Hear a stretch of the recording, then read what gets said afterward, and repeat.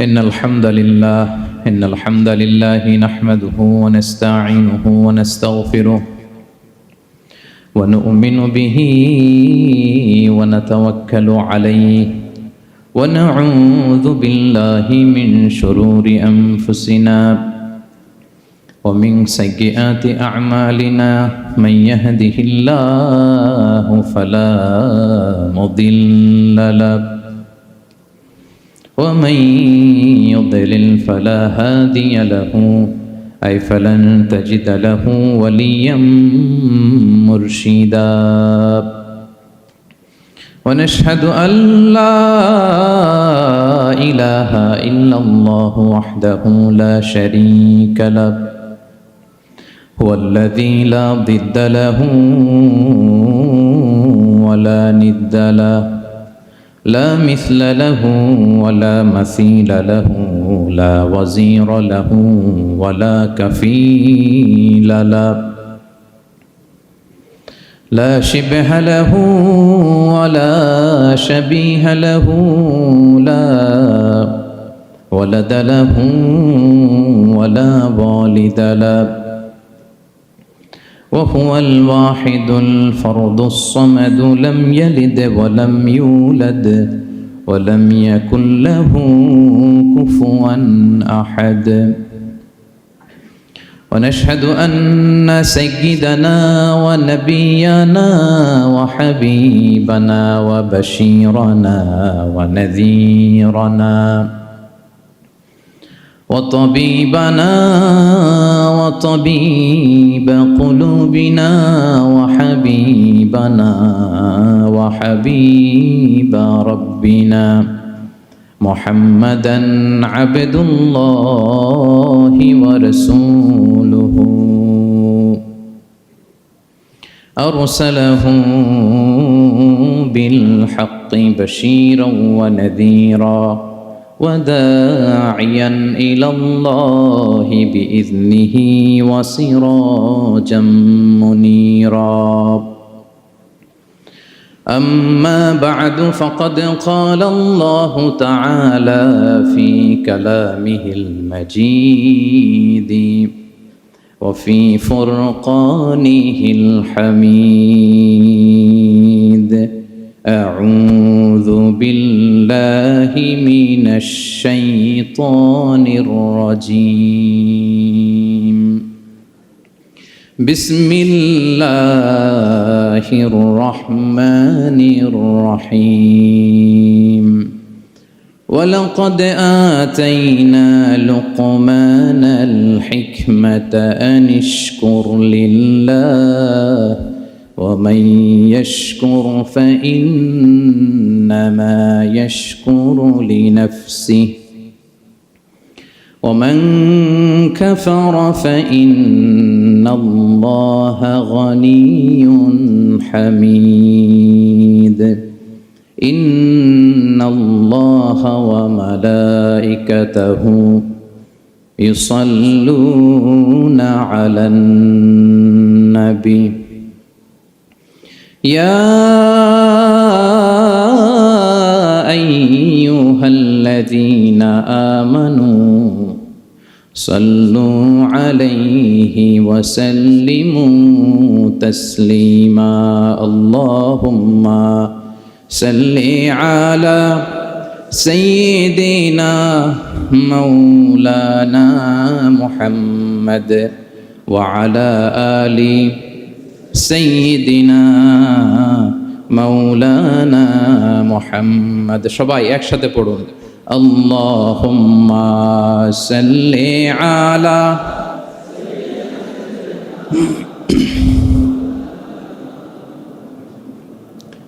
وعلى آل سيدنا مولانا محمد মুনামার কাদেরে দিল আমার কাদেরে যেতে সোনার মদিনায় পড়েন সবাই মন আমার কাদেরে দিল আমার কাদেরে যেতে সোনার মদিনায় ওই মদিনার পথের ধুলি ওই মদিনার পথের ধুলি জুড়াই মনোবেদনা। আল্লাহুম্মা সাল্লি আলা সাইয়্যিদিনা মাওলানা মুহাম্মদ ওয়া আলা আলি সাইয়্যিদিনা মাওলানা মুহাম্মদ। কত ব্যথা কত জ্বালা সয়েছ যে তুমি, তোমারি খুনে লাল তায়েফের ভূমি। ফেরেশতা এসে চায় ধ্বংসের হুকুম, লৌহ মাখা মুহাম্মদ প্রাণেতে হাসরাত। হে আল্লাহ দয়া করো এ তায়েফবাসী, ওরা চিনেনি তো আমি যে মুহাম্মদ, হৃদয়ে মুহাম্মদ। আল্লাহুম্মা সাল্লি আলা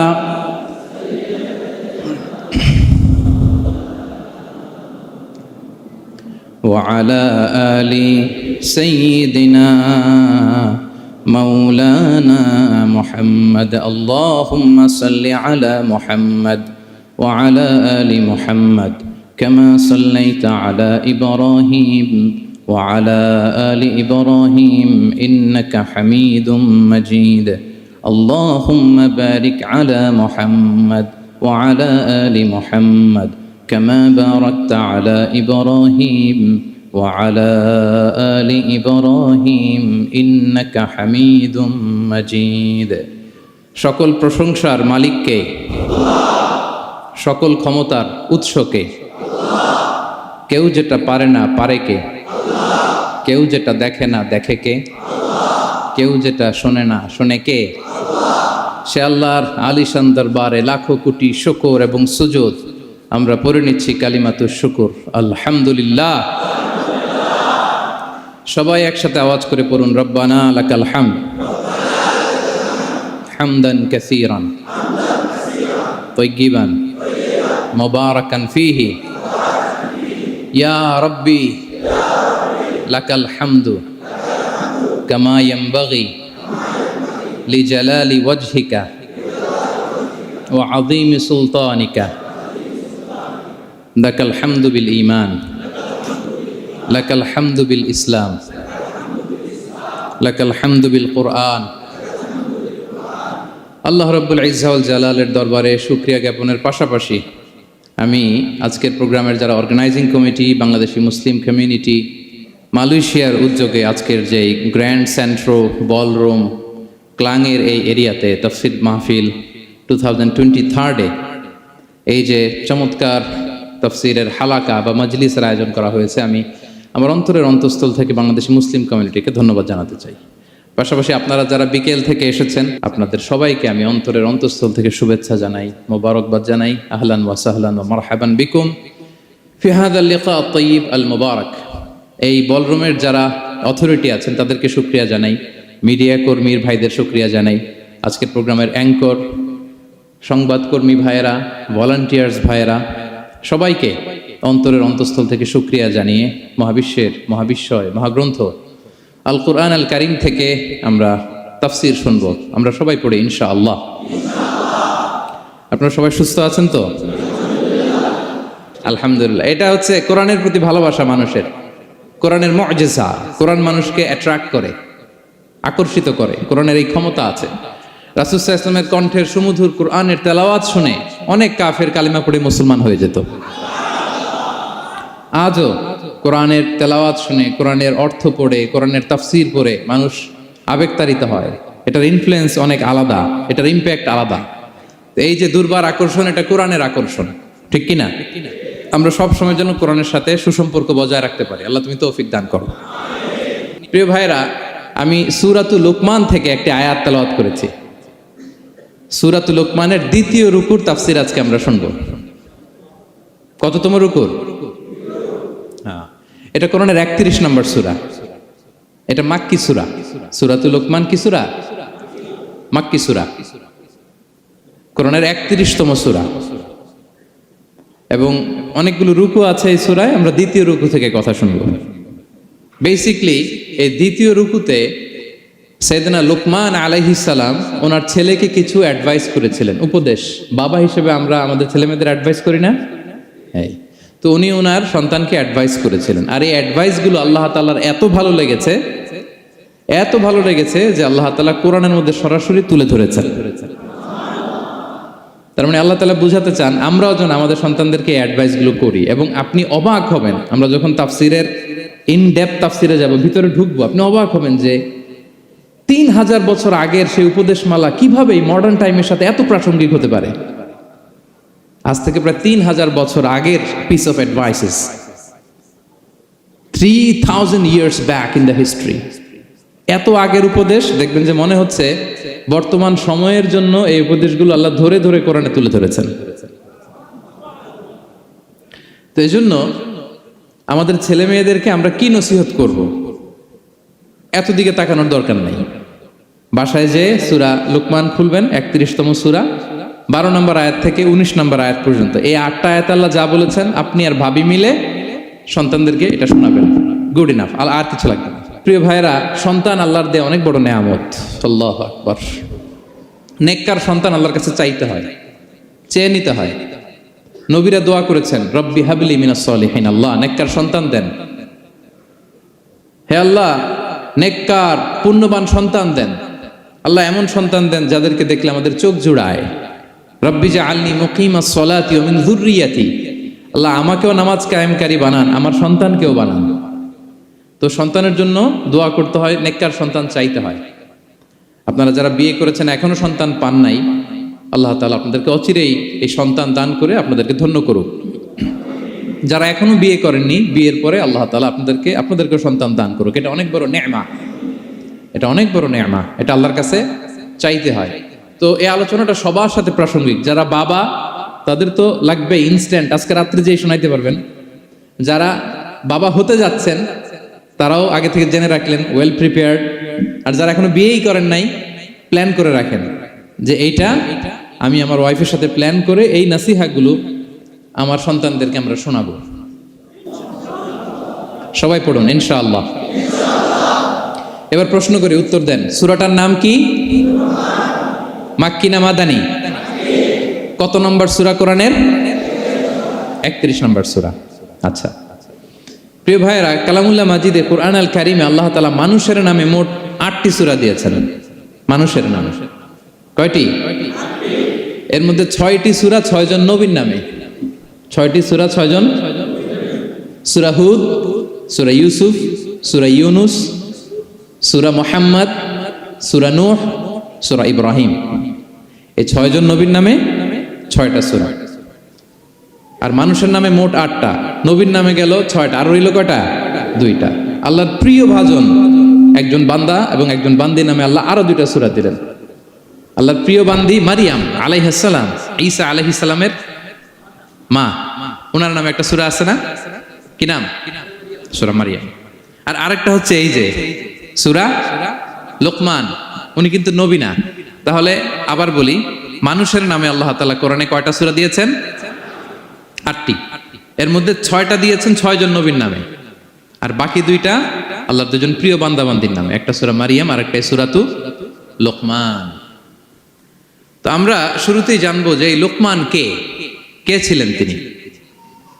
লুকমান আলাইহিস সালাম আল্লাহর প্রিয় ভাজন একজন ব্যক্তি ছিলেন, খুব বিজ্ঞ একজন মানুষ ছিলেন, খুব জ্ঞানী প্রাজ্ঞ একজন ব্যক্তিত্ব ছিলেন। দেখতে উনি কালো ছিলেন, কুৎসিত। চামড়াটা কি ছিল? কালো, ব্ল্যাক। তার মানে ব্ল্যাক হইলেই কাউকে ছোট করা যাবে না। কাজী নজরুল বড় সুন্দর লিখেছেন, কালো আর ধলো বাহিরে কেবল, ভিতরে সবাই সমান রাঙ্গা, কেটে দিলে রক্তের রং। যে কালো রঙের তার রক্ত, যে ধবধবে সাদা তার রক্ত লাল। তাহলে ব্ল্যাক হইলেই কাউকে ছোট করা চলবে না। সাইয়েদনা লুকমান আল হাকিম কুৎসিত বর্ণের একজন মানুষ ছিলেন, খাটো একজন মানুষ ছিলেন। কোথায় থাকতেন? মিশর, সুদান ইথিওপিয়া, যেটা আগের নাম ছিল হাবাসা, এই রিজিয়নে, কেউ কেউ বলেছেন মিশরের কোন একটা এলাকায়, কেউ সুদান, কেউ ইথিওপিয়া, তো রিজিয়নটা কাছাকাছি। কি করতেন? কোন কোন মুফাসসির বলেন তিনি দর্জি ছিলেন, দর্জি। কেউ কেউ বলেন তিনি ছিলেন কানা নাজ্জারান, নাজ্জার মানে কাঠমিস্ত্রি ছিলেন। আবার কোন কোন মুফাসসির বলেন তিনি ছিলেন রাইল গানাম, মেষ পালক। বেশিরভাগ তাফসিরে এসেছে তিনি মেষ পালক ছিলেন, ছাগল চড়াতেন, যেটা নবীদের পেশা ছিল, দায়িত্ব ছিল, ওনারা ছাগল চড়াতেন শুরুর দিকে। তো লোকমান হাকিম তিনিও ছাগল চড়াতেন এবং তিনি দাস ছিলেন, মুক্ত জীবন তার ছিল না। তিনি একজন মনিবের আন্ডারে তার ছাগলগুলো মরুভূমিতে যেয়ে কি করতেন? চড়াতেন। মজার ব্যাপার হচ্ছে, সারা দুপুর, সারা বিকেল, সারা দিন ছাগল চড়িয়ে আসার পরে লোকমান যখন বাসায় ফিরে আসতো, তখন এলাকার লোকজন সবাই লোকমানের কাছে জড়ো হতো, আর উনি তাদেরকে তার প্রজ্ঞা, তার বিজ্ঞচিত কথাগুলো শেয়ার করতেন, শোনাতেন, এগুলো বলতেন। তো এগুলো দেখে লোকমানের মালিক অবাক, কিরে আমার কাছে এলাকার কেউ আসে না, কিন্তু আমার দাস দেখতে কুৎসিত কালো, এই লোকমানের কাছে সবাই এসে ঘিরে থাকে, কি ওর কাছে কি পায়, কি আছে ওর কাছে? তো শ্রোতাদের কয়েকজনকে ডেকে বলল, ঘটনা কি? তোমরা সবাই লোকমান সন্ধ্যাবেলায় ফিরে আসলে তার পাশে জড়ো হও কেন, কি পাও? তো তারা বলল, আপনার দাস লোকমান, এটা সে সাধারণ কোনো মানুষ নয়, সে অসাধারণ মানুষ, সে এমন কথা বলে এগুলো শুনলে জীবন পাল্টে যায়। সুবহানাল্লাহ বিহামদিহি। মালিক বলে, ঘটনা কি? আমি ওর মালিক, কই কোনোদিন তো এরকম ওর সাথে কোনো কনভারসেশনে যাই নাই, কথা হয় নাই, আমি তো শুনি নাই, দেখি আজকে চেক করে দেখি কি ওর এত বিজ্ঞতা, এত জ্ঞান, এত প্রাজ্ঞতা কিসের, দেখি। তো আজকে সন্ধ্যাবেলায় ফিরছে, উনি বলতেছে, ইয়া লোকমান ইযবাহ লানা শাতান, একটা ছাগল জবাই করো, ওয়া আখরিজ মিনহা আতিয়াবা মুদগাতাইন, এবার এই ছাগলের সবচেয়ে শ্রেষ্ঠ দুইটা অঙ্গ কেটে নিয়ে আসো, যাও। ফাআখরাজাল লিসান ওয়াল কলব, লোকমান যে ছাগল জবাই করে ছাগলের জিহ্বাটা আর কলব, হার্ট, এই দুইটা কেটে নিয়ে আসছে, বলতেছে এই দুইটা শ্রেষ্ঠ। বলছে আচ্ছা ঠিক আছে। মালিক আবার বলল, ওয়াযবাহ লানা শাতান উখরা ইয়া লোকমান, যাও আরেকটা জবাই করো, ওয়া আখরিজ মিনহা আখবাসা মুদগাতাইন, এবার সবচেয়ে নিকৃষ্ট দুইটা অঙ্গ ছাগলের কেটে নিয়ে আসো, যাও দেখি তো। ফাআখরাজাল লিসান ওয়াল কলব, সে আরেকটা ছাগল জবাই করে আবার জিহ্বা আর হার্ট, কলব কেটে নিয়ে আসছে, বলছে এই যে এটা সবচেয়ে নিকৃষ্ট। তো মালিক বলে, মা হাযা ইয়া লোকমান, মা লাকা ইয়া লোকমান, ঘটনা কি লোকমান? শ্রেষ্ঠ দুটো অঙ্গ কাটতে বললাম, জিহ্বার কলিজা হৃদয় কেটে নিয়ে আসলা, বললাম সবচেয়ে নিকৃষ্ট দুটো অঙ্গ কাটো, আবার জিহ্বার এটা কেটে নিয়ে আসলা। তো লোকমান বলতেছে, জিহ্বা আর হৃদয় যদি শ্রেষ্ঠ হয়, কলব যদি শ্রেষ্ঠ হয়, এর চেয়ে শ্রেষ্ঠ অঙ্গ আর হতে পারে না। আর জিহ্বা আর কলব যদি খারাপ হয়, মানুষের মুখ আর হৃদয় যদি খারাপ হয়, এর চেয়ে নিকৃষ্ট অঙ্গ আর হতে পারে না। সে তো অবাক, তাই তো? সে চিন্তা করে দেখে, তাই তো, এই মুখ দিয়ে মানুষ ভালো কথা বলে, সত্যের পায়গাম পৌঁছায়, মানুষের কল্যাণের জন্য ডাকে, জিকির করে, তাসবিহ পড়ে, কোরআন তেলাওয়াত করে, তখন তো এই জিহ্বা শ্রেষ্ঠ।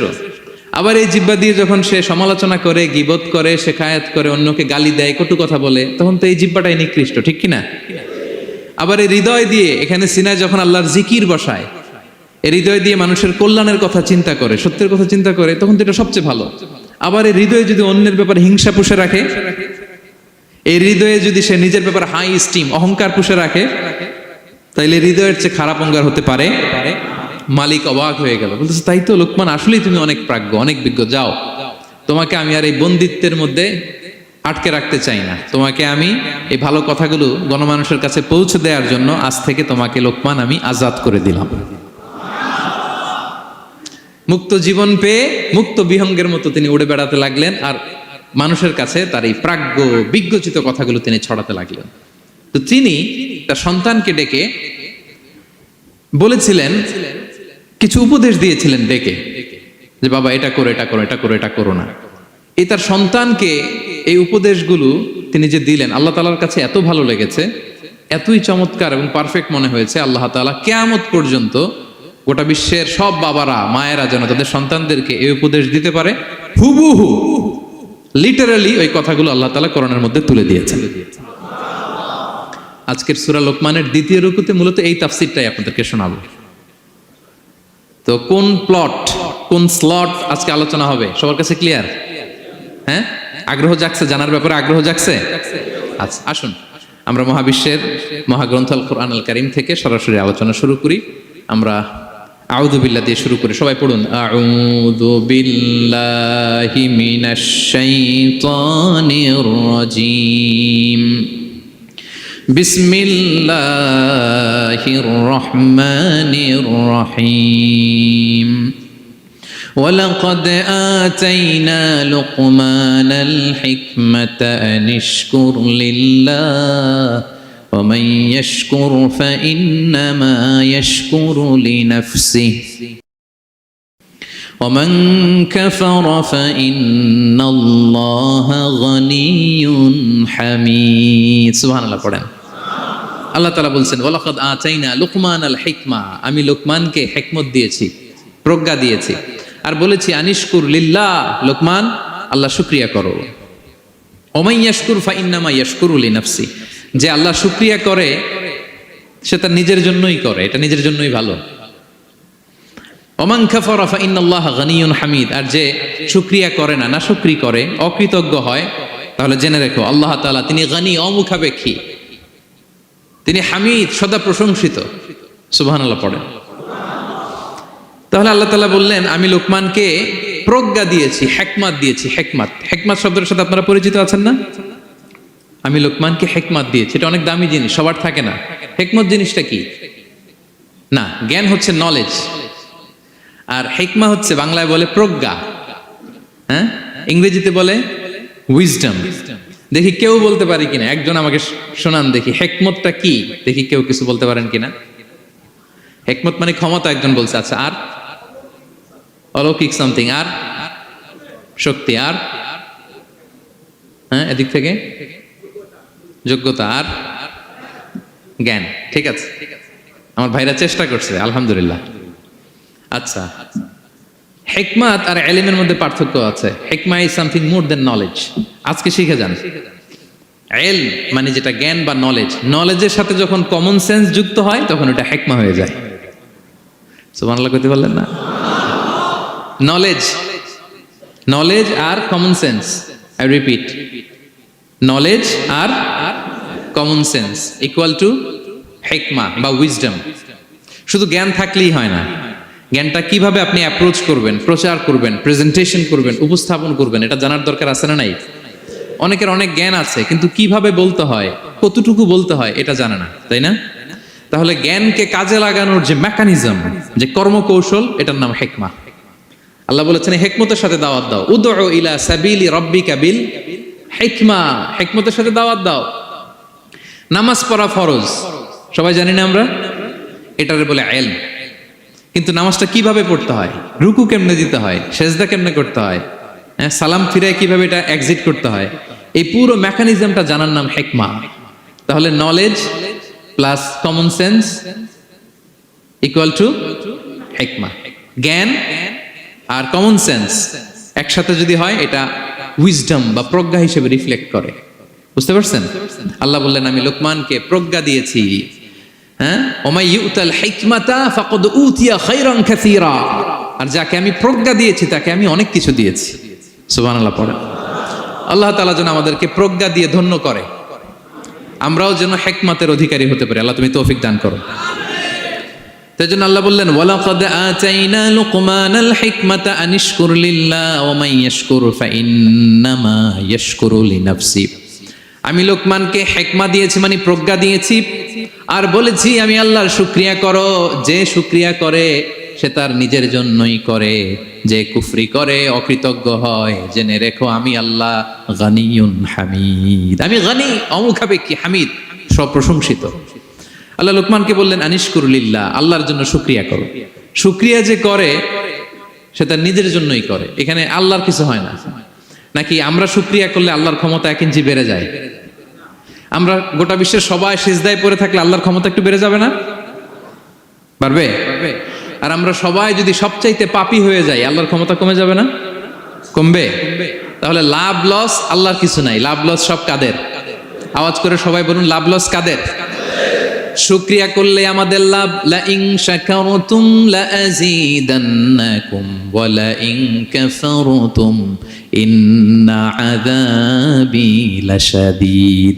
আল্লাহ বলেন যদি তোমরা শুকরিয়া করো নেয়ামত বাড়িয়ে দেব, আর যদি কুফরি করো জেনে রেখো আমার আযাব, আমার পানিশমেন্ট, আমার শাস্তি বড় করা। আমি আল্লাহ সব সময় ধরি না, ধরলে ছাড়ি না। ঠিক কি না? ধরে ধরে ধরে না, ধরলে আল্লাহ ছাড়ে না। শুকরিয়া করলে তিনি বাড়াতে থাকে, দিতেই থাকে। শুকরিয়া করবেন তো পাবেন, নিয়ামতে শুকরিয়া করবেন তো পাবেন, করবেন তো পাবেন। তো শুকরিয়া করলে আমাদের লাভ, আমাদের লাভ। হাদিসে কুদসিতে আল্লাহ বলেছেন, এই বানি আদম সবাই মিলে, আলা আতকা কলবি রাজুলিন ওয়াহিদ, তোমরা যদি সবাই সবচেয়ে মুত্তাকি হয়ে যাও, ইবাদতে লুটিয়ে পড়ো সবাই, আমার কিচ্ছু পারবে না। আর তোমরা সবাই যদি আফজারি কলবি রাজুল ওয়াহিদ, সবচেয়ে নিকৃষ্ট আত্মার মানুষ হও, পাপাচারে ডুবে যাও, আমি আল্লাহর ক্ষমতার 1 ইঞ্চিও কমবে না। তাহলে শুকরিয়া করলে কাদের লাভ? সেটাই আল্লাহ বললেন, শুকরিয়া করলে তোমাদের লাভ। ওমান কাফারা ফা ইন্নাল্লাহা গানিয়্যুন হামিদ, তিনি অমুখাপেক্ষী, অমুখাপেক্ষী, তিনি কারো কাছে ঠেকা না, কিন্তু আমরা তার কাছে ঠেকা। ঠিক কিনা? আমরা বিপদে পড়লে কার কাছে চাই? আল্লাহ কারো কাছে চায়? আমাদের ফরিয়াদ আমরা কার কাছে জানাই? আল্লাহর কি কারো কাছে ফরিয়াদ জানানো লাগে? তিনি গানিয়্যুন হামিদ, অমুখাপেক্ষী, কারো প্রতি তিনি মুখাপেক্ষী নয়। গোটা বিশ্ব তার কাছে প্রার্থনা করে, গোটা বিশ্ব মুখ থুবড়ে তার কাছে পড়ে থাকে, গোটা বিশ্ব লুটিয়ে পড়ে সিজদায় পড়ে তার কাছে রোনাজরি করে, কিন্তু তিনি কারো কাছে কিছু চেতে হয় না। তিনি গানিয়্যুন হামিদ। এরপর আল্লাহ তাআলা সেদিন লোকমান আলাইহিস সালাম সন্তানকে কি উপদেশ দিলেন এর পরের আয়াত থেকে শুরু করলেন। আল্লাহ তাআলা বললেন, ওয়া ইয ক্বালা লুকমানু লিবনিহি ওয়া হুয়া ইয়াইযুহু ইয়া বুনাইয়া লা তুশরিক বিল্লাহ ইন্নাশ শিরকা লাযুলমুন আযীম। আল্লাহ বললেন, স্মরণ করুন সে সময়ের কথা যখন লোকমান তার সন্তানকে বলেছিল, কি অবস্থায়? ওয়া হুয়া ইয়াইযুহু, ওয়াজ করতেছিল, ছেলেকে নাসিহাত করতেছিল, কাউন্সেলিং করতেছিল। ফ্যামিলিতে এটা খুব জরুরি, নাসিহা করা, একে অপরকে উপদেশ দেয়া। কারণ আদ-দীনু আন-নাসিহা, দিন মানেই কল্যাণ কামনা করা, দিন মানেই অন্যকে কি দেয়া? উপদেশ দেয়া, নাসিহা দেয়া। এটা যেন আমরা দেই। এজন্য ফ্যামিলি কাউন্সেলিংটা জরুরি। নিজেই হুট করে সব সিদ্ধান্ত নেবেন না। আপনার স্ত্রীর সাথে পরামর্শ করুন, আপনার সন্তানদের সাথে পরামর্শ করুন। দেখেন সাইয়েদনা ইব্রাহিম আলাইহিস সালাম, তিনি স্বপ্নে দেখলেন তিনি ইসমাইলকে জবাই করতেছে। এটা দেখেই ডিরেক্টলি জবাই করতে উদ্যত হলেন না, তিনি ছেলেকে বললেন, ফানজুর মাযা তারা ইন্নী রাআইতু ফিল মানামি আন্নী আযবাহুক। ইসমাইল, আমি স্বপ্নে দেখেছি যে আমি তোমাকে কি করছি? জবাই করছি। ফানজুর মাযা তারা, what's your opinion about it, what do you think about it. এবার বলো তোমার অপিনিয়ন কি, তুমি কি ভাবছো? আমি দেখেছি তোমাকে জবাই করছি, তোমার অপিনিয়ন বলো। দেখেন, যেমন বাবা তেমন ছেলে, বাপ কা বেটা সিপাহী কা ঘোড়া, কুছ না হতো থোড়া থোড়া। সুবহানাল্লাহি বিহামদি। যেমন বাবা তেমন ছেলে। ছেলে বলে, ইয়া আবাতি ফাআল মা তুমার, বাবা আপনি যা দেখেছেন তাই করেন। সাতাজিদুনি ইনশাআল্লাহু মিনাস সাবিরিন, আপনি অচিরে আমাকে ধৈর্যশীলদের অন্তর্ভুক্ত পাবেন। আল্লাহু আকবার। বাবা আপনি ভয় পাবেন না, বিচলিত হবেন না, আমার কারণে আপনি আল্লাহর কাছে লজ্জিত হবেন না। আপনি যেমনটি দেখেছেন তেমনটি করুন, ভয় পাবেন না, অচিরেই আপনি আমাকে ধৈর্যশীলদের অন্তর্ভুক্ত পাবেন। যেমন বাবা তেমন ছেলে, ঠিক তেমন রেসপন্স, ঠিক তেমন উত্তর। সাথে সাথে বললেন, বাবা আপনি ভয় পাবেন না, করুন। তো দেখেন আল্লাহর নবী ইব্রাহিম আলাইহিস সালাম স্বপ্নে যেটা দেখেছেন আল্লাহর পক্ষ থেকে এসেছে। চাইলেই তো ছুরি চালাতে পারতেন, চালিয়েছেন? কি করছেন? পরামর্শ করেছেন, কাউন্সেলিং করেছেন। ফ্যামিলি কাউন্সেলিংটা খুবই জরুরি।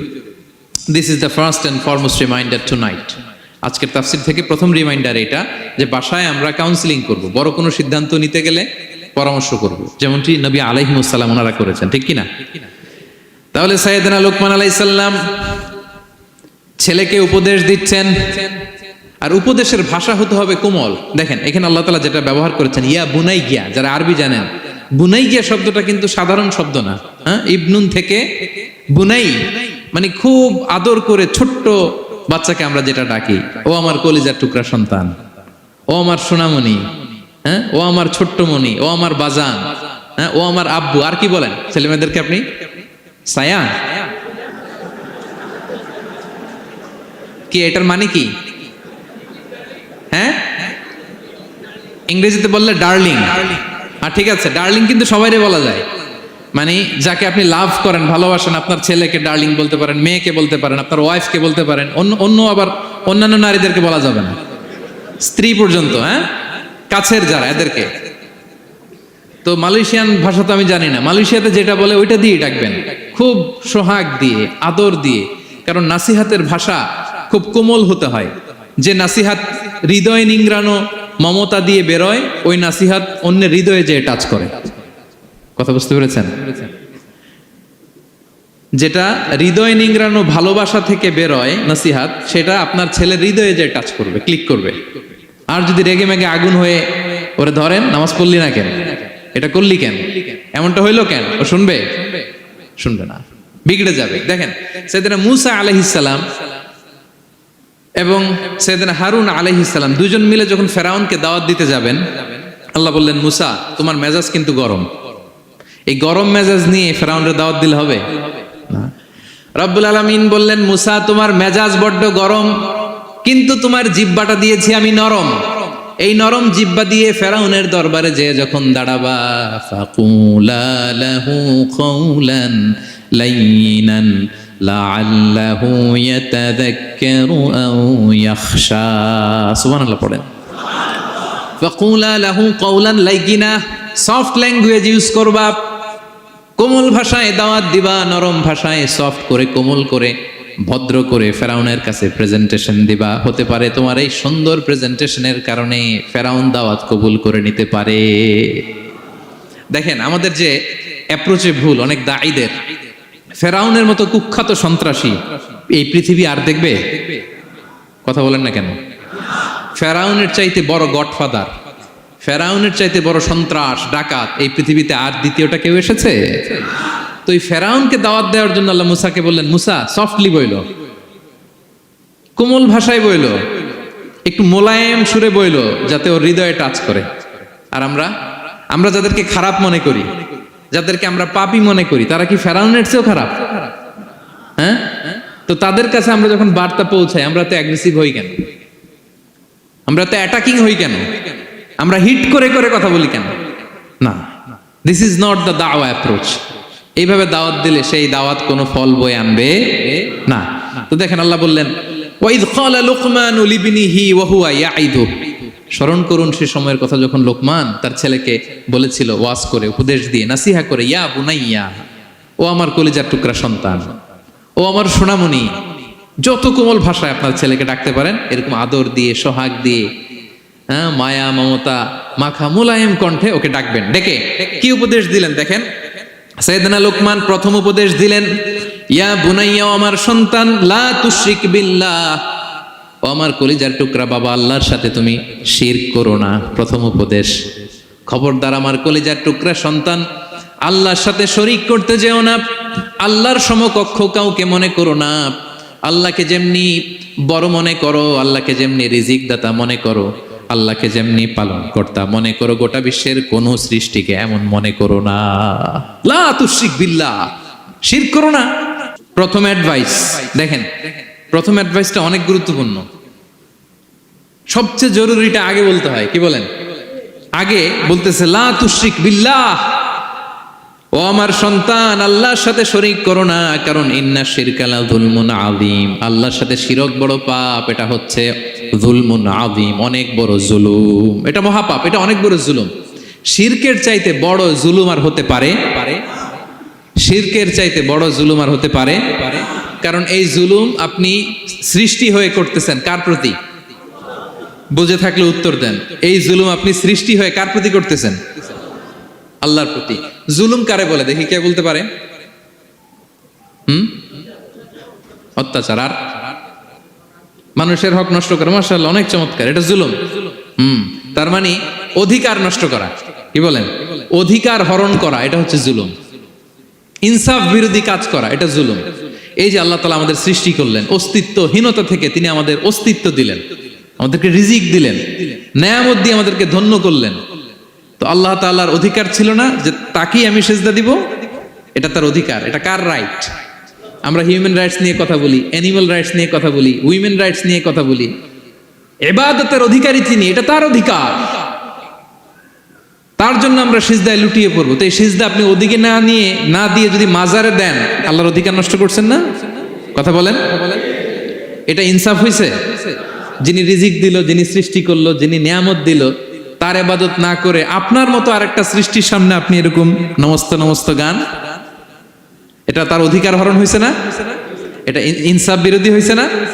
এজন্য আল্লাহ বলেছেন ইন্না শিরকালা যুলমুন আযীম। শিরকে সবচেয়ে বড় জুলুম বলার কারণ কি? কারণ আপনি সৃষ্টি হয়ে স্রষ্টার উপর জুলুম করেছেন। এর চেয়ে বড় জুলুম আর হতে পারে? এজন্য সাইয়েদনা লুকমান আলাইহিস সালাম বললেন, ইয়া বুনাইয়া লা তুশরিক বিল্লাহ, ও আমার কলিজার টুকরা সন্তান, খবরদার খবরদার, কশিন কালেও আল্লাহর সাথে শিরক করবে না। কারণ শিরক হলো সবচাইতে বড় জুলুম, সবচেয়ে বড় পাপ, সব পাপের বাপ। এর নাম হচ্ছে শিরক। এর চেয়ে বড় পাপ হতে পারে? পাপের জগতে যদি র্যাঙ্কিং করেন, নাম্বার 1 সবাই নাম্বার 1।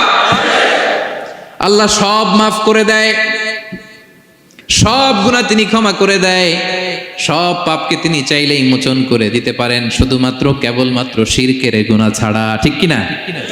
ইন্নাল্লাহা লা ইয়াগফিরু আন ইউশরাকা বিহি ওয়া ইয়াগফিরু মা দুনা যালিকা লিমান ইয়াশা।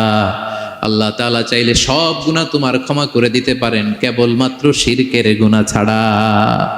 এটা ক্ষমা করে না, কারণ এইটা আল্লাহকে অপমান করার শামিল। ঠিক কিনা? আল্লাহর উদাহরণ বাদ দেই, আপনার বস যে আপনাকে খুব ভালোবাসে, যে আপনাকে স্যালারির বাইরেও আরো অনেক কন্ট্রিবিউশন করে, টাকা দেয়, আদর করে, এই সুবিধা দেয়, ওই সুবিধা দেয়, আপনি উনারে শ্রদ্ধা না দেখাইয়া এই শ্রদ্ধা আপনি অন্যদের দেখান, কিন্তু উনারে শ্রদ্ধা করেন না, উনি এটা মেনে নিবে? কথা বলেন।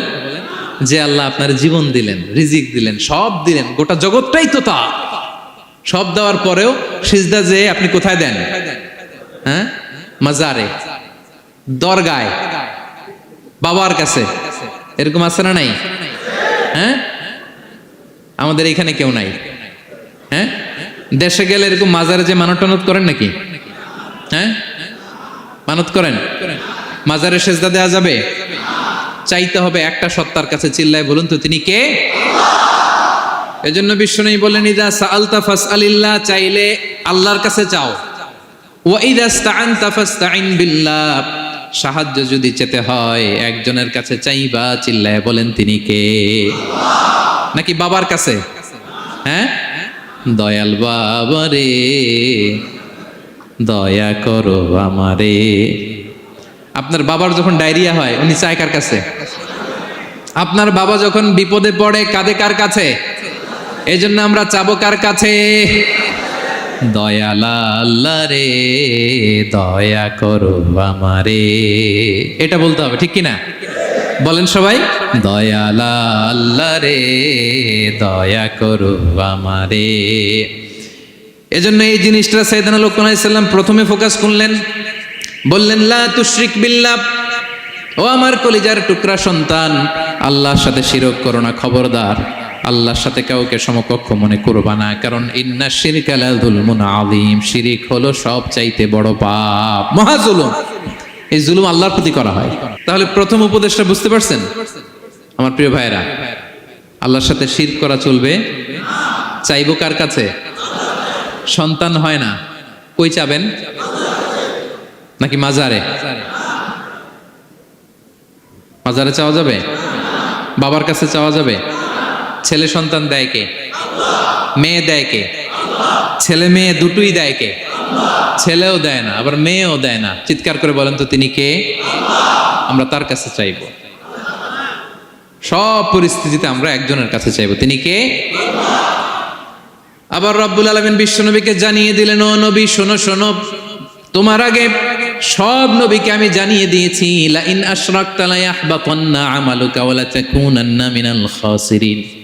তুমি যদি আল্লাহর সাথে কাউকে শিরক করে ফেলো, তোমার সব আমলগুলো বাতিল হয়ে যাবে, কিয়ামতের ময়দানে তুমি হবা খাসিরিন, ক্ষতিগ্রস্ত, কিছুই থাকবে না। কিয়ামতের ময়দানে তুমি হবা হাই হাই কোম্পানির ম্যানেজার। যদি শিরক করো তোমার আমল বাতিল, খবরদার, কিয়ামতের দিন তুমি হাই হাই করবে, অভাগা দুর্ভাগা হয়ে উঠবে। এজন্য শিরককেও আমরা না বলে দিব। শিরকের সাথে আমাদের কোনো সম্পর্ক আছে? জোরে বলেন। গুরুত্বপূর্ণ পয়েন্ট, এজন্য ছেলেকে আগে বলল, বাবা খবরদার শিরক করো না। আবার হাদিসে কুদসিতে রব্বুল আলামিন বলেন, গোলাম কিয়ামতের কঠিন ময়দানে গোটা জমিন পরিমাণ গুনার বোঝা নিয়ে যদি তুমি আমি আল্লাহর দরবারে হাজির হয়ে যাও, আর ওই গুনার বোঝার মধ্যে যদি শিরকের গুনাহ না থাকে, আমি আল্লাহ গোটা জমিন পরিমাণ ক্ষমার বস্তা নিয়ে তোমার কাছে হাজির হয়ে যাব। কথাটার ওজন দেখছেন? জমিন পরিমাণ গুনাহ নিয়ে আসছো আমার কাছে কিয়ামতের দিন। ওই গুনার মধ্যে অনেক ধরনের গুনাহ, নামাজ পড়ো নাই, রোজা রাখো নাই, এই করছো সেই করছো, কিন্তু এই গুনার বিশাল পৃথিবী পরিমাণ গুনার বোঝার মধ্যে শিরকের গুনাহ নাই। তাহলে আমি আল্লাহ এই দুনিয়া পরিমাণ ক্ষমার বোঝা নিয়ে তোমার কাছে চলে আসবো। শিরক করা যাবে? তাহলে প্রথম উপদেশ দিলেন, হে আমার কলিজার টুকরা সন্তান, শিরক করো না, শিরক করো না। আমার ভাইয়েরা, আমার কলিজার টুকরা ক্লাঙের ভাইয়েরা, সন্তানদেরকে এই শিরকের ব্যাপারে, শিরকের ভয়াবহতার ব্যাপারে আপনাকে জানাতে হবে। It's your duty. আপনি শুধু বাবা হইলেই চলবে না, আপনার ছেলে মেয়ে কোন পথে চলবে এটা আপনাকে ঠিক করে দিতে হবে। ওরা এখন ছোট, ছোট থেকে যদি এই তাকওয়ার সফটওয়্যারকে ইনস্টল করে দেন, ওই সফটওয়্যার দিয়ে তার জীবন চলবে, ঠিক কিনা? হ্যাঁ, ওরা যখন ছোট থাকে কাদা মাটির মতো থাকে, কাদার মাটিকে যেমন ডিজাইন করতে মনে চায় করা যায় না? একই কাদা মাটি দিয়ে বল বানানো যায়, ঘর বানানো যায়, পুতুল বানানো যায়, ওই এটা বানানো যায়, অনেক কিছু বানানো যায়। কিন্তু এটা যখন শুকিয়ে শক্ত হয়ে যায়, আর কিছু করা যায়? হ্যাঁ, আমাদের আঞ্চলিক ভাষায় বলে কাঁচা না নোয়ালে বাস, পাকলে করে। ছোটবেলা থেকেই now this is the high time, ওদেরকে এডুকেট করার এখন মোক্ষম সময়। এটা আপনার রেসপন্সিবিলিটি, বাবা হিসেবে করতেই হবে। নতুন প্রজন্মকে আমাদের বাঁচাতেই হবে, ঠিক কি না? মানুষের পেট থেকে বেরোলেই কেউ মানুষ হয় না। গরুর পেট থেকে যেটা বেরোয় এটা গরু, ছাগলের পেট থেকে বেরোলেই ছাগল হয়ে যায়, হাতির পেট থেকে বেরোলেই হাতি হয়ে যায়। কিন্তু মানুষের পেট থেকে একটা কিছু বেরোলেই ওটা মানুষ হয়, ওটার মানুষ বানাতে হয়। কি করতে হয়? মানুষ বানাতে হয়। গরুকে কেউ কোনোদিন বলে না তুই গরুর মতন গরু হ। ছাগলরে কেউ কোনোদিন কইছে যে তুই ছাগলের মতো ছাগল হ। কিন্তু এই মানুষকেই বলা হয় তুমি মানুষের মতো মানুষ হও, মানুষের মতো মানুষ হও। মানুষের মতো মানুষের বড্ড অভাব, ঠিক কি না? তো আমাদের ছেলেমেয়েরা মানুষের মতো মানুষ হোক, আমরা চাই কি চাই না? এই উপদেশগুলো আমাদের দিতে হবে, ওদেরকে জানাতে হবে। ছোট্ট মানুষ অনেক কিছুই বুঝে না, ওদেরকে কোনটা সত্যবাদিতা, কোনটা ন্যায়পরায়ণতা, কোনটা আমানতদারিতা, কোনটা চুরি ধরে ধরে বোঝাতে হয়।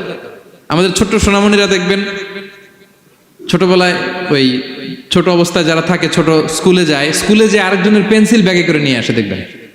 মানে ওরে দিয়েছেন আপনি ব্লু কালারের, ওর এটা ভালো লাগে নাই, ওর ভালো লাগছে পিঙ্ক কালারের একটা, তো আরেকজনের পিঙ্ক কালারের পেন্সিল ব্যাগে করে নিয়ে আসছে, রাবার নিয়ে আসছে। ও খারাপ মনে আনে নাই, কারণ ও জানে না, ও ভাবছে যেটা সুন্দর লাগে ওইটাই মনে হয় আমার। কিন্তু অন্যের জিনিস যে না বলে নিয়ে আসলে এটাকে চুরি বলে, ও এটা জানেই না। তো এগুলো ওদেরকে জানানোর, শিখানোর দরকার আছে না নাই? দায়িত্বটা কার? বাবা মায়ের। আমার প্রিয় ভাইয়েরা, সন্তানদেরকে যেন আমরা গাইড করি, ইনস্ট্রাক্ট করি, আমরা যেন ওদেরকে শিখাই কোনটা সত্য কোনটা মিথ্যা। এখন তো এই যে সোশ্যাল মিডিয়ার যুগ, এটা ছাড়া খেতেই চায় না, তাই না? ঘুমাতেই চায় না। সে কি দেখে এটা আপনার জানতে হবে। সে কোথায় যায়, সে কার সাথে মেশে, সে কোন সাইটগুলো ব্রাউজ করে, এটা বাবা হিসেবে জানার দরকার আছে না নাই? প্যারেন্টিং কন্ট্রোলের একটা ব্যবস্থাপনা আছে, আপনি কন্ট্রোল করে দিতে পারবেন। আপনি সাইন করে দিবেন ইউটিউবে আপনার জিমেইল দিয়ে, ও কি দেখে আপনি সব চেক করতে পারবেন হিস্ট্রিতে।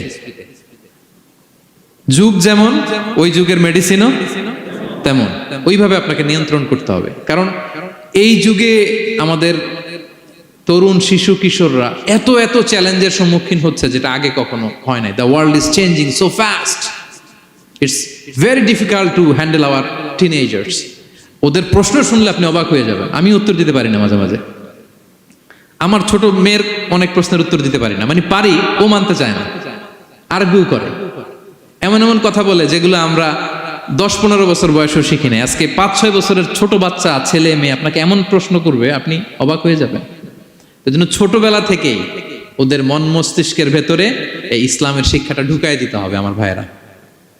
ইসলাম সেটাই চায় যে এইমাত্র জন্মগ্রহণ করছে যে বাচ্চাটা, নবজাতক, নিউ বর্ন বেবি, ওর আমল নামা শুরু হয়েছে? সবাই বলেন, এইমাত্র ভূমিষ্ঠ একটা বাচ্চার আমল নামা শুরু হয়েছে? তারপর ইসলাম বলে ওর কানের সামনে আল্লাহু আকবার বলে আল্লাহর নামটা ঢুকিয়ে দাও। এখনো আমল নামা শুরু হয় নাই,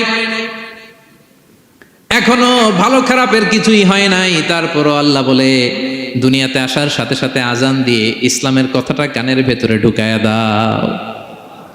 আমাদের দায়িত্ব হচ্ছে ওদেরকে এডুকেট করা। 1 নাম্বার উপদেশ তিনি দিলেন, লা তুশরিক বিল্লাহ, শিরক করো না, শিরক মহাপাপ। এই পয়েন্টটা বুঝতে পারছেন সবাই? উনি বেসিক্যালি ওনার সন্তানকে 9টা উপদেশ দিয়েছিলেন। কয়টা? সবাই বলুন, 9টা। এরপর আল্লাহ তাআলা আরেকটা এক্সট্রা উপদেশ দিয়ে দিয়েছেন, 9 আর 1 মিলে তিলকা আশারাতুন কামিলা, একেবারে ফাইনাল, 10টা হয়ে গেছে, পরিপূর্ণ। তো শিরকের ব্যাপারে সতর্ক করার সাথে সাথে আল্লাহ তাআলা নিজ থেকে একটা উপদেশ দিলেন। আল্লাহ তাআলা কি বললেন? রব্বুল আলামিন বললেন, ওয়াসাইনাল ইনসানা বিওয়ালিদাইহি হামালাতহু উম্মুহু ওয়াহানান আলা ওয়াহান ওয়া ফিসালুহু ফি আমাইনি আনিশকুর লি ওয়া লিওয়ালিদাইকা ইলাইয়াল মাসির। সুবহানাল্লাহ পড়ে। আল্লাহ বললেন, ওয়াসাইনাল ইনসানা বিওয়ালিদাইহি, শিরকের কথা যখন লোকমান সন্তানকে জানালো, এবার আমি আল্লাহ পৃথিবীর মানুষগুলোরে জানিয়ে দিলাম, খবরদার খবরদার, মা বাবার সাথে কখনো খারাপ আচরণ করো না। ওয়াসাইনাল ইনসান, মানুষকে আমি ওসিয়ত করলাম, রেকমেন্ড করলাম, ভার্ডিক্ট জারি করে দিলাম, বিওয়ালিদাই, মা বাবার ব্যাপারে তাদের সাথে সদাচরণ করবে। মা বাবার সাথে খারাপ আচরণ করা যাবে। জান্নাতে একটা দরজা আছে, নাম আল আব, বাবা, আর একটা আল উম, মা। যারা বাবা মার সাথে ভালো আচরণ করছে তারা ওইটা দিয়ে ঢুকবে। সুবহানাল্লাহ পড়ে। এক লোক বললেন, ইয়া রাসূলুল্লাহ, আমার মাকে কাঁধে করে কাবার চারদিকে ঘুরিয়েছি, তাওয়াফ করিয়েছি, প্রচন্ড রোদের মধ্যে আমার মাকে কাঁধে করে কাবার চারদিকে লাব্বাইক লাব্বাইক বলে অনেকবার ঘুরিয়েছি। ইয়া রাসূলুল্লাহ, আপনি আমাকে বলে দেন, ছোটবেলা যখন আমি আমার মায়ের বুকের দুধ খেয়েছি, ওই দুধের শোধটুকু আদায় হয়েছে কিনা? বিষ্ণুই বললেন, কি প্রশ্ন করলা তুমি? লাউ কাতাতা জিলদাক, তুমি যদি তোমার গায়ের চামড়া কেটে জুতা বানিয়ে দাও, চামড়াটা কেটে শুকিয়ে যদি জুতা বানিয়ে তোমার মায়ের পায়ের নিচে দিয়ে দাও, ছোটবেলায় মায়ের বুকের যে দুধ খেয়েছো, একটা দুধের 1 ঢোক দুধ খাওয়ার শোধ আদায় হবে না। 1 ঢোক যে দুধ খাইছো ওইটারই শোধ আদায় হবে। খবরদার খবরদার, বাবা মার ব্যাপারে সাবধান। বিশেষ করে মায়ের সাথে, দুজনের কথাই আল্লাহ প্রথমে বললেন, এরপরে বললেন বিশেষ করে মায়ের সাথে, কারণ হামালাতহু উম্মুহু, বাবা তোমারে পেটে ধরে নাই, পেটে ধরেছে কে? ওয়াহানান আলা ওয়াহান, 10 মাস 10 দিন বোঝার পরের বোঝা, যন্ত্রণার পরে যন্ত্রণা বাবা সহ্য করে নাই, করেছে কে? এত বড় একটা পেট হয়ে গেছিল, জানেন তো? হ্যাঁ, আল্লাহ। এই পেটটা নিয়ে বারবার কিচেনে যাওয়া লাগছে, এটা নিয়ে টয়লেট করে, এটা নিয়ে গোসল করে, ঘুমাতে পারে না, শুইলে উঠতে পারে না, উঠলে বসতে পারে না। 1 দিন 2 দিন, 1 সপ্তাহ 2 সপ্তাহ, 10 মাস 10 দিন আমার মাকে এই কষ্ট দিয়েছে। মায়ের কলিজার মাঝখানে লাথি মেরে দুনিয়াতে এসেছে। এরপরে আল্লাহ বললেন, ওয়া ফিসালুহু ফি আমাইন, এখানেই শেষ নয়, দুধ ছাড়াতে লেগেছে 2 বছর। কয় বছর? ওগো মা, তুমি এই ধরনের শ্রেষ্ঠ নেয়ামত, তোমারই পদ তলে রয়েছে জান্নাত। ওগো মা, তুমি এই ধরনের শ্রেষ্ঠ নেয়ামত, তোমারই পদ তলে রয়েছে জান্নাত। ঠিক কিনা? দেখেন আল্লাহ মর্যাদা কোথায় বাড়ালো। আমাদের দুনিয়ার পুরুষ মানুষদের পায়ের নিচে থাকে জুতা, জুতার নিচে বালু, কার্পেট কিংবা ফ্লোর। আর আল্লাহ বলে, দুনিয়ার এক একটা মায়ের পায়ের নিচে আমি জান্নাত দিয়ে রেখেছি। এই পৃথিবীটারে 100 বার বিক্রি করলে জান্নাতের একটা চেয়ারের দাম হবে? বুঝে শুনে উত্তর দিবেন। এই পৃথিবীটাকে, পৃথিবীর যে সম্পদ, এটা এস্টিমেশন করে, হ্যাঁ, 1000 বার বিক্রি করলে যে দামটা হবে, ওই দাম দিয়ে জান্নাতের একটা চেয়ারের দাম হবে? এই পৃথিবীরে 10,000 কোটি বার বিক্রি করলে যেই অ্যাসেট হবে, যে অ্যামাউন্ট হবে, ভ্যালিউ হবে, ওই দাম দিয়ে জান্নাতের একটা টেবিলের দাম হবে? আর যেই জান্নাত, পুরো জান্নাতটা মায়ের পায়ের নিচে পড়ে আছে, ওই পা দুইটার দাম কত? সুবহানাল্লাহ পড়বেন না? মা বাবার দোয়া অনেক বড় দোয়া। কখনো যেন আমরা বেয়াদবি না করি, কখনো যেন তাদের মনে কষ্ট না দেই, সবসময় যেন তাদের কাছ থেকে দোয়া নেই। পারা যাবে? এটা আল্লাহ তাআলা ঢুকিয়ে দিলেন। তাহলে সাইয়েদনা লোকমান প্রথমে বলল, বাবা শিরক করো না।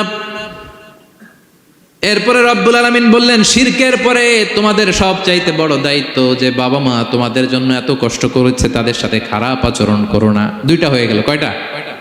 আওয়াজ করে বলেন কয়টা? 3 নম্বরে সাইয়েদনা লোকমান আলাইহিস সালাম ছেলেকে বললেন, ইয়া বুনাইয়া ইন্নাহা ইন তাকু মিসকালা হাববাতিন মিন খারদালিন ফাতাকুম ফি সখরাতিন আও ফিস সামাওয়াতি আও ফিল আরদি ইয়াতি বিহাল্লাহ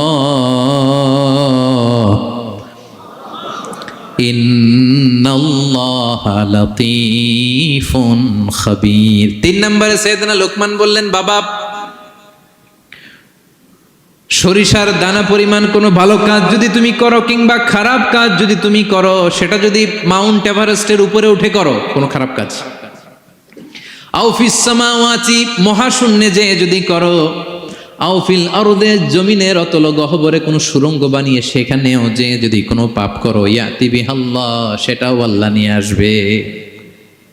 কোনো পাপ বা কোনো ভালো কাজ আকাশে উঠে, পাহাড়ে উঠে কিংবা সুড়ঙ্গ করে জমিনের ভিতরে ঢুকেও যদি করো, কিয়ামতের দিন আমলনামায় সেটা দেখতে পাবে। সুবহানাল্লাহ পড়বেন না? কারণ ইন্নাল্লাহা লাতীফুন খাবীর, তিনি হলেন লাতীফ সূক্ষ্মদর্শী। যত ছোট কাজই করো না কেন তার চোখে ফাঁকি দেয়া যায়। তার মানে 3 নাম্বার উপদেশে সাইয়েদনা লোকমান তার ছেলেকে আল্লাহর শক্তি, আল্লাহর ক্ষমতার ব্যাপারে একটা ধারণা দিচ্ছেন। নিজের ছেলেকে তার রবকে চিনাইতে হবে। আমাদের রবকে আমাদের চিনার দরকার আছে না নাই? ছেলেকে বোঝাবেন, বাবা ওই যে তুমি মসজিদে আমার সাথে যে সেজদা দাও, কারে দাও জানো? তিনি কত বড়, তিনি কত বিশাল ক্ষমতার অধিকারী। তুমি সামান্য কোনো ভালো কাজ কিংবা খারাপ কাজ এটা যদি মহাশূন্যে উঠেও করো, পাহাড়ের চূড়ায় গিয়েও যদি করো, জমিনকে ফেড়ে সুড়ঙ্গের ভেতরে ঢুকেও যদি করো, তার চোখকে কঠিনকালেও ফাঁকি দেয়া যাবে। তার মানে 3 নম্বরে আল্লাহর ধারণার ব্যাপারে, শক্তির ব্যাপারে, ক্ষমতার ব্যাপারে, আল্লাহ তাআলার অথরিটির ব্যাপারে, ক্যাপাসিটির ব্যাপারে একটা স্বচ্ছ ধারণা দিয়ে দিল। তুমি জানো নাকি কোন রবের ইবাদত তুমি করো? গোটা দুনিয়ার সবার চোখকে ফাঁকি দেয়া গেল, আল্লাহর চোখকে কঠিনকালেও ফাঁকি দেয়া যায় না। ঠিক কি না? এই পৃথিবীতে সবার চোখকে ফাঁকি দেয়া যায় কি যায় না? পুলিশের চোখ, সিকিউরিটির চোখ, বিমানবন্দরে কাস্টমস অফিসারের যে অফিসার থাকে তাদের চোখ, বিভিন্ন জায়গায় বড় বড় যে সিসি ক্যামেরা থাকে, এগুলো ফাঁকি দেয়া যায়। ফাঁকি দেয়া যায় না একজনের চোখ। আওয়াজ করে বলুন তো তিনি কে? ফাঁকি দেওয়া যায়? আচ্ছা বলেন, এই ছোটবেলা থেকেই এই সেন্সেশন, এই অনুভূতি যদি, এই অনুভূতির সফটওয়্যার যদি আপনার ছেলের মাথায় ঢুকায় দেন, এই ছেলে কোনোদিন দুর্নীতি করবে? খাদ্যে ভেজাল দিবে? মাছে ফরমালিন দিবে? প্রতিবেশীকে কষ্ট দিবে? অনিয়ম করবে? অন্যের অধিকার হরণ করবে না। এজন্য ছোটবেলা থেকেই তার রবকে চিনায় দিতে হবে, রবকে চিনায় দিতে হবে। 3 নম্বরে ছেলেকে তিনি বললেন, বাবা অতি ক্ষুদ্র ভালো কাজ কিংবা খারাপ কাজ যেখানেই করো না কেন, কিয়ামতের দিন সেটা তুমি দেখবা। তার মানে তখন থেকে সে বুঝবে, আমি যাই করি না কেন, ভালো করলে এটার একটা প্রতিদান, একটা রিওয়ার্ড আমি পাবো। ঠিক না? আর খারাপ যদি করি এটার শাস্তি আমাকে ভোগ করতেই হবে। আল্লাহর সুপ্রিম কোর্টের কাঠগড়ায় আমাকে দাঁড়াতেই হবে।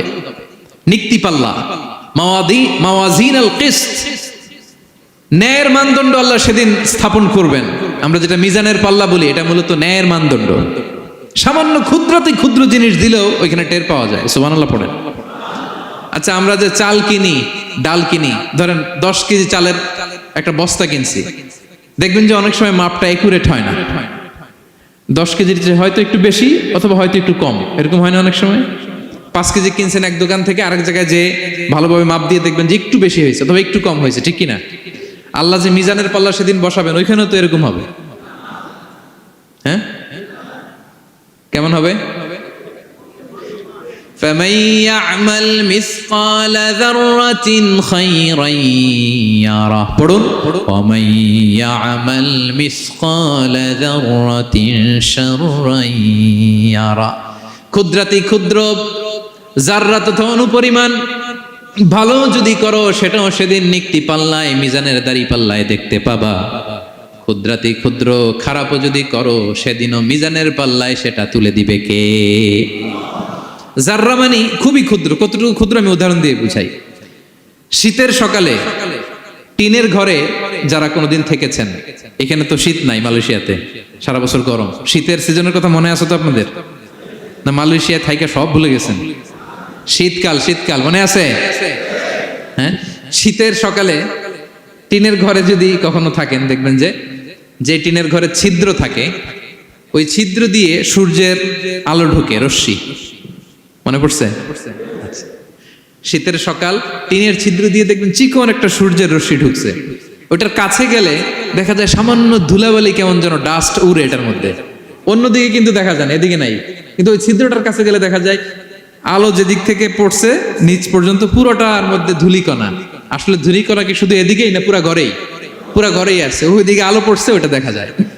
ওই যে ছোট্ট সূর্য রশ্মির মধ্যে কাছে গেলে যে ছোট্ট ছোট্ট ধূলিকণা দেখা যায়, ওইটার নাম হচ্ছে যাররা। যাররা ফামান ইয়ামাল মিসকালা যাররাতিন খাইরান ইয়ারা। এই ধূলিকণার ডাস্টের যাররা পরিমাণ ভালো করলে সেটাও দেখতে পাবা, আবার যাররা পরিমাণ খারাপ করলে সেদিন কিয়ামতের ময়দানে মিজানের পাল্লায় সেটাও দেখতে পাবা। পড়েন সুবহানাল্লাহ।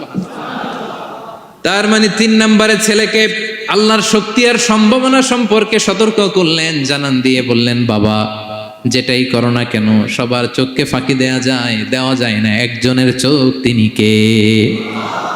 কয়টা গেল উপদেশ? সবাই বলুন তো কয়টা? 3টা। 4 নম্বরে লোকমান আলাইহিস সালাম বললেন, ইয়া বুনাইয়া আকিমিস সালাহ, ও আমার সন্তান, 4 নম্বরে উপদেশ হলো তোমাকে নামাজ কায়েম করতে হবে। নামাজ, সবার আগে নামাজ। কাজকে বলে দাও আমার নামাজ আছে, নামাজকে বলো না কাজ আছে, ঠিক কি না?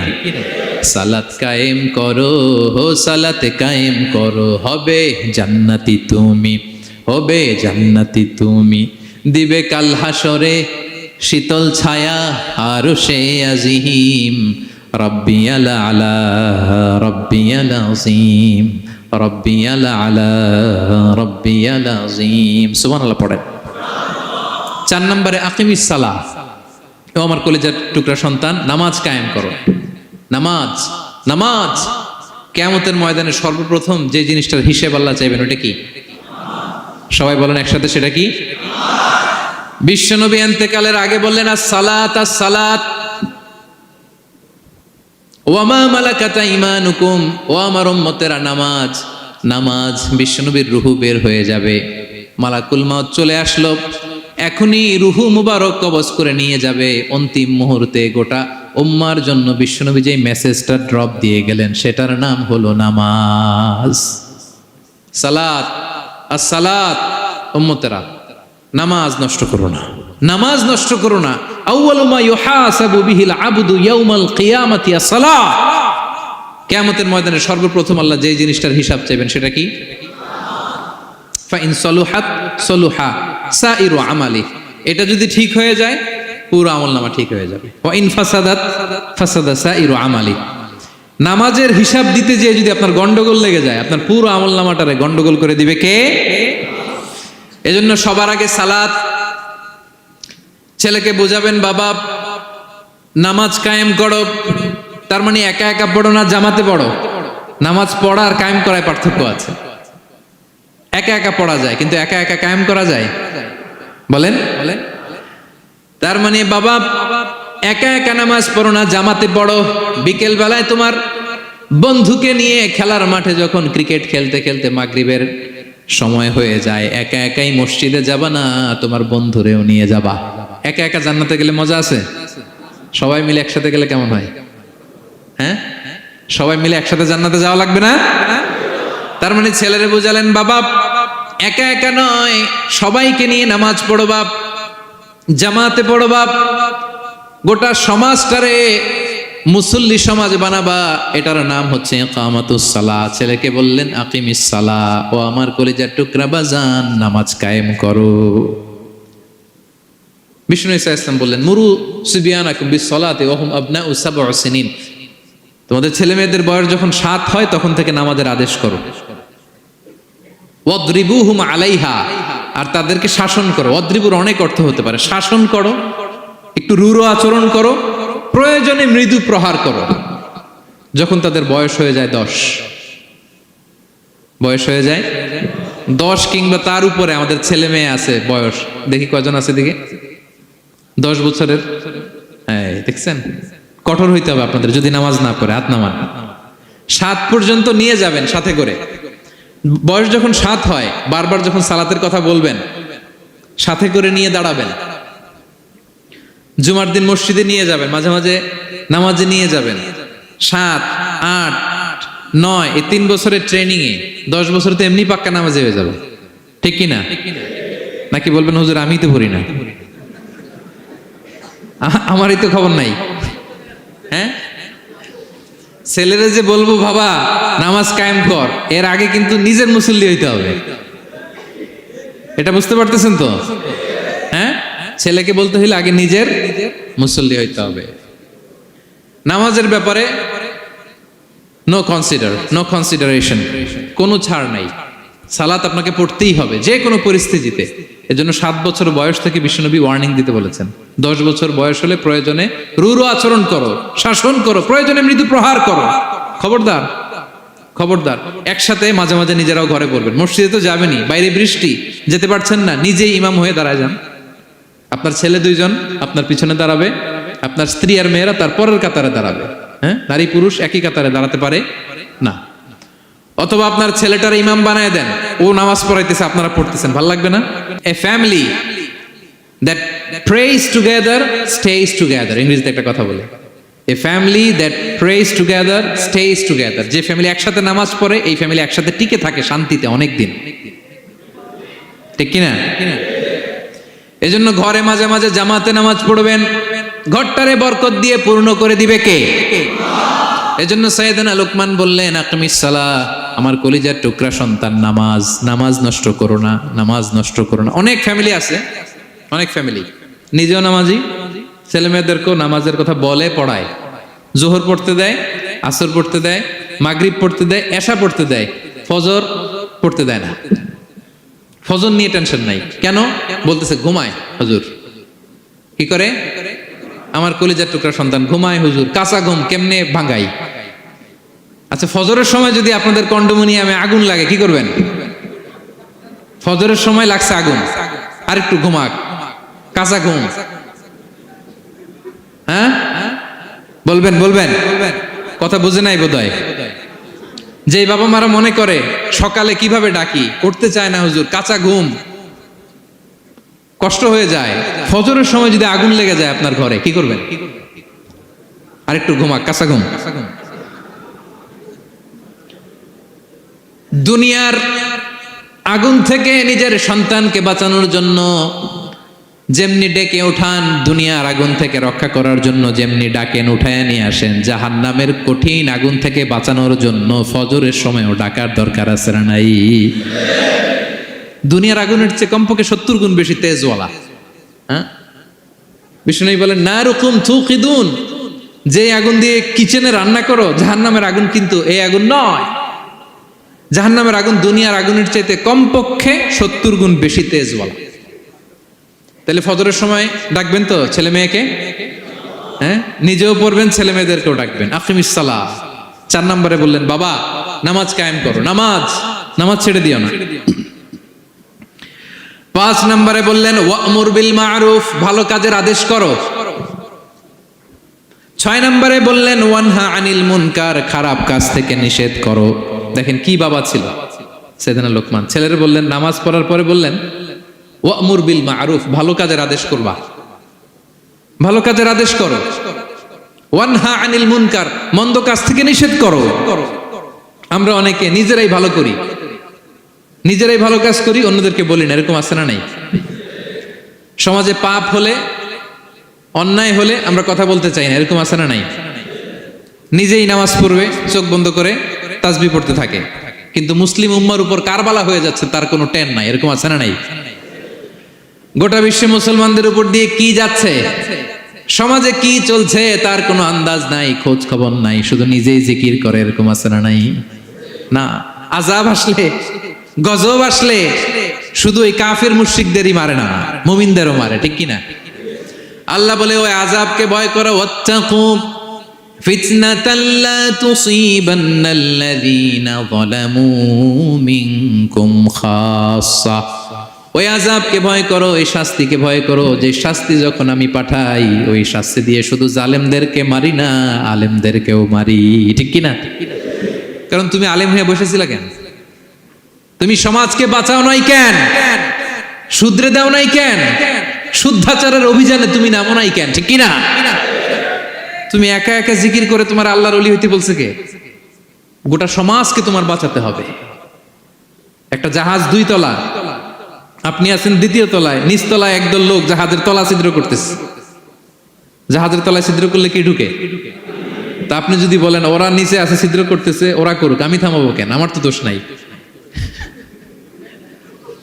আমি তো ছিদ্র করি নাই। ছিদ্র করছে কারা? ওরা। পানি ঢুকলে ওরা মরবে, আমি তো বেঁচে যাবো। বাঁচবে? কারণ সে তো জাহাজের ভিতরেই। আপনি যে যদি এই পাগলগুলারে না থামান, ওরা তো মরবেই, আপনিও শেষ। চিল্লায় বলেন ঠিক কিনা? এজন্য সমাজে যখন পাপ হয়, অন্যায় হয়, দেখা মাত্রই আপনাকে থামাতে হবে। তা না হলে এই পাপের কারণে, অন্যায়ের কারণে আযাব আর গজব যখন আসবে, পাপীরাই মরবে না, আপনিও মরবেন, ঠিক কিনা? মুসা আলাইহিস সালামের পায়ের মধ্যে একবার একটা লাল পিঁপড়া কামড় দিছে। এই সাইজের যে লাল পিঁপড়াগুলো কামড় দিলে খুব আরাম লাগে না? কেমন লাগে? হ্যাঁ, খুব ব্যথা করে, প্রচন্ড ব্যথা করে। তো মুসা আলাইহিস সালামের মেজাজ কি নরম না গরম? খুব তাড়াতাড়ি রেগে যেতেন উনি। এক এক নবীর এক এক অ্যাট্রিবিউটস ছিল, হ্যাঁ, এক এক বৈশিষ্ট্য ছিল। উনি অনেক রেগে যেতেন। উনি থাপ্পড় মেরে একবার ফেরাউনের বাবুর্চিকে দুনিয়া থেকে শেষ, এক থাপ্পড়, এত শক্তি। সেই বুখারীতে এসেছে মালাকুল মাউতকেও মারছিলেন একটা। ওই যে ছোটবেলা থেকে মারার অভ্যাস, ছোটবেলায় কার গালে দিছিল জানে না বোধহয়? ফেরাউন। অন্যায় দেখলেই ছোটবেলায় ফেরাউনের গালে দিছে একটা, বড় হয়ে ফেরাউনের বাবুর্চির একটা, এরপরে মালাকুল মাউতকেও একটা। এর কারণ মালাকুল মাউত আবার মালাকুল মাউতের মতো আসেনি, মানুষের আকৃতিতে এসেছিল। তো পারমিশন না নিয়ে ঢুকছে। উনি ভাবছে এমনি মানুষ, কিরে পারমিশন নিলি না কেন? তো মুসা আলাইহিস সালামের পায়ের মধ্যে লাল পোকা, লাল পিঁপড়া কামড় দিছে, প্রচন্ড ব্যথা পাইতেছে আর ডলতেছে আর রেগে গেছে। রেগে তাকায় দেখে এদিকে লাল পিঁপড়ার বাসা, যে পা দিয়ে ডলে সবগুলোরে মেরে ফেলছে। তো ঘটনাটা ছিল মুসা আলাইহিস সালাম আল্লাহকে জিজ্ঞেস করছিলেন, এই ঘটনাটা আল্লাহ কেন ঘটাইছেন? আল্লাহকে জিজ্ঞেস করছিলেন, আল্লাহ আযাব যখন কোনো এলাকায় পাঠান তখন তো শুধু জালিমরাই মরে না, ভালো লোকগুলাও তো মারা যায়। তো এই আযাবে ভালো লোকগুলা কেন মরে? আল্লাহ উত্তর দেয় না, এই ঘটনা ঘটাই দিস। পিঁপড়া যখন কামড় দিছে রেগে সবগুলো মেরে ফেলছে। আল্লাহ বলে, মুসা কামড় দিছিল কয়টা? কয় আল্লাহ একটা। তো ওগুলোর মারলা কেন? অ্যাকশনে যখন যায়, এত কিছু দেখে অ্যাকশন নেওয়া যায় না। এজন্য আল্লাহ বলেন, ওয়াত্তাকু ফিতনাতাল লা তুসিবান্নাল্লাযীনা যালামু মিনকুম খাসসা। ওই ফিতনাকে মানে ওই আযাবকে ভয় করো, যে আযাব যখন আসবে শুধু খারাপ লোকগুলার উপরে আসবে না, ভালো লোকগুলাও বাঁচতে পারবে। কারণ ভালো মানুষরা আশেপাশের লোকদেরকে ভালো বানায় নাই কেন? একা নামাজ পড়েছো কেন? নামাজের দাওয়াত দাও নাই কেন? নিজে হালাল খাইছো, সমাজটারে হালাল দিয়ে বিনির্মাণ করো নাই কেন? এজন্য আযাব আসলে শুধু জালেমদের উপরে আসে না, আলেমদের উপরে আসে, খবরদার। এজন্য ছেলেরে বললেন, বাবা শুধু নামাজ পড়লেই হবে না, ওয়া'মুর বিল মা'রুফ, ভালো কাজের আদেশ করবা, ওয়ানহা আনিল মুনকার, খারাপ কাজ থেকে নিষেধ করবা। এটা আসলে দায়িত্ব হচ্ছে সরকার প্রধানের। যারা ক্ষমতার চেয়ারে বসে তাদেরকে আল্লাহ 4 দফা মূলনীতি দিয়েছেন। আল্লাযীনা মাক্কান্নাহুম ফিল আরদি আকামুস সালাতা ওয়া আতাউয যাকাতা ওয়া আমারু বিল মা'রুফি ওয়া নাহাউ আনিল মুনকার ওয়ালিল্লাহি আকিবাতুল উমুর। আল্লাহ বলেন, যাদেরকে আমি ক্ষমতার চেয়ারে বসাই 4টা দায়িত্ব তাদেরকে দেই। তাদের প্রধান কাজ নামাজ কায়েম করবে সমাজে, যাকাত আদায় করবে, ভালো কাজের আদেশ করবে, তারপরে মন্দ কাজের নিষেধ করবে। ক্ষমতার চেয়ার যারা পায় তাদের জন্য মূলনীতি এটা। তো এরা তো করে না, আমাদের কি করতে হবে, ঠিক কিনা? ভালো কাজের আদেশ করতে হবে, মন্দ কাজের নিষেধ করতে। বিষ্ণু ইসলাম বললেন, মান রাআ মিনকুম মুনকারা, চোখ দিয়ে যে সমাজে খারাপ দেখে, ফালিয়ুগাইয়িরহু বিয়াদি, সেজন্য হাত দিয়ে ঠেকিয়ে দেয়, হাত দিয়ে। ফাইন লাম ইয়াস্তাতি' ফাবিলিসানি, হাত দিয়ে না পারলে মুখ দিয়ে। কারণ আপনার অনেক সময় এরকম পরিস্থিতি নাও হতে পারে যে আপনার এত পাওয়ার নাই যে আপনি হাত দিয়ে থামাই দিবেন, এরকম হয় না? অক্ষম, আমি পারি না। তখন মুখ দিয়ে কিভাবে পরিবর্তন করবেন বলেন? নাসিহা করেন, কাউন্সিলিং করেন, জনমত গড়ে তোলেন। ফাইন লাম ইয়াস্তাতি' ফাবিকলবিহি, হাত দিয়েও থামাতে পারলেন না, মুখ দিয়েও প্রতিবাদ করতে পারলেন না, বিশ্বনবী বললেন অন্তত অন্তর দিয়ে সেটাকে ঘৃণা করবা। অন্তর দিয়ে ঘৃণা করো, অন্তর দিয়ে এটাকে পরিবর্তন করে দেওয়ার প্ল্যান করো, হৃদয়ে হৃদয়। ওয়াযালিকা আদাফুল ঈমান, এটা হচ্ছে ঈমানের সর্বনিম্ন স্তর। এর নিচেও যদি যান, মানে আপনার দিলেও লাগে না, বিশ্বনবী বলে তাহলে তোমার অন্তরে ঈমানের ছিটে ফোঁটা নাই। চিল্লা এখন, ঠিক কিনা? এজন্য ভালো কাজের আদেশ করো, মন্দ কাজের নিষেধ করো। নামাজের পরপর সাইয়েদনা লোকমান বললেন, বাবা নিজেই ভালো করো না, সমাজে ভালো ছড়িয়ে দাও। ছড়াই দিতে হবে, ভালোকে ছড়াই দিতে হয়, সংঘবদ্ধ জীবন যাপন করতে হয়, আপনাকে দাঁড়াতে হবে, আপনাকে হিম্মত করতে হবে। হিম্মতটাই হচ্ছে ইসমুল আযম, ইসমুল্লাহিল আযম। ইসমে আযম মানে আল্লাহর এমন একটা নাম যেটা দিয়ে দোয়া করলে আল্লাহ কবুল করে। এটা কি? কেউ বলে ইয়া হাইয়্যু ইয়া কাইয়্যুম, কেউ বলে ইয়া রহমান ইয়া রাহিম। অনেক মুফাসসিরিন, অনেক মুহাদ্দিসিন এক একটা বলছে যে এইটা হতে পারে, এটা হতে পারে। অনেকে বলছে হিম্মতটাই হচ্ছে ইসমে আযম। তুমি হিম্মত করে আল্লাহর কাছে চাও, গোটা দুনিয়া পাল্টে যাবে, ঠিক কিনা? এজন্য সমাজের পরিবর্তনের জন্য আপনাকে আগে আসার দরকার আছে না নাই? ছেলেকে দেখেন, সুবহানাল্লাহি বিহামদি, কিভাবে ছেলেরে গড়ে তুলতে হয়। প্যারেন্টিং লেসন ফ্রম সূরা লোকমান। কিভাবে আপনি প্যারেন্টিং লেসন বের করে আনবেন, বাবা হিসেবে কিভাবে আপনি ছেলেকে গড়ে তুলবেন। নামাজের পরপর সাইয়েদনা লোকমান বললেন, ভালো কাজের আদেশ করবা, মন্দ কাজের নিষেধ করবা। এরপরে বললেন, ওয়াসবির আলা মা সাবাক ইন্না যালিকা মিন আজমিল উমুর। লোকমান বললেন, ওয়াসবির আলা মা সাবাক, বিপদে ধৈর্য ধরো। কারণ লোকমান আলাইহিস সালাম ভালো করেই জানেন যে নামাজ কায়েমের আন্দোলন করে, যে সত্যের পথে আহ্বান করে, যে অন্যায় কাজে বাধা দেয়, সমাজ তারে ওয়েলকাম করে না। তার জীবনে দুঃখ আছে, তার জীবনে দুঃখ আছে, তার উপরে হামলা হতে পারে, মামলা হতে পারে, তাকে দেশ ছাড়া করা লাগতে পারে।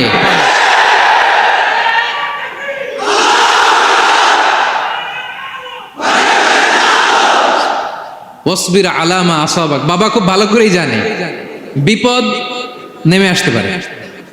যে নামাজ কায়েমের আন্দোলন করে, যে সৎ কাজের আদেশ করে, অসৎ কাজে বাধা দেয়, তাকে থামানোর জন্য, হ্যাঁ, তার অগ্রযাত্রাকে রুখে দেওয়ার জন্য, তার রাস্তাকে ব্লক করার জন্য যুগে যুগে সমাজে সমাজে আছে না নাই? আছে। ঘাবড়ে গেলে চলবে না। এই পথ এটা ফুল সজ্জার কোনো পথ নয়, এটা কণ্টকাকীর্ণ। এখানে প্রতি পদে পদে কাটা, এটা জেনেই আমরা এই পথে এসেছি, ঠিক কিনা? এজন্য আমাদেরকে রুখে দেয়া যাবে না। আমরা সত্যের কথা বলেই যাব, আমরা অন্যায় দেখলে প্রতিবাদ করেই যাব। প্রতিবাদ করবেন, দাঁড়াবেন। আপনি দাঁড়ালেই দেখবেন পরিস্থিতি অন্যরকম হয়ে গেছে। দাঁড়ান না, যে আপনি অন্যায় করতেছে, আপনি দাঁড়ান না কেন? অপরাধ করতেছে, আপনি থামান না কেন? আপনার বোনের বয়সী একটা মেয়েকে টিস করতেছে কিছু ছেলেরা, আপনি দাঁড়ান না কেন? ওদের 10 জনের চেয়ে আপনার শক্তি অনেক বড়। সত্যের যে শক্তি আছে, মিথ্যা তার সামনে মুখ থুবড়ে পড়ে। আপনি দাঁড়ান, আপনি জিজ্ঞেস করেন এরকম করতেছো কেন, টিস করতেছো কেন? আপনি ওখানে জনমত গড়বেন। আপনি দাঁড়ালে আরো 10 জন দাঁড়াবে, ঠিক কিনা?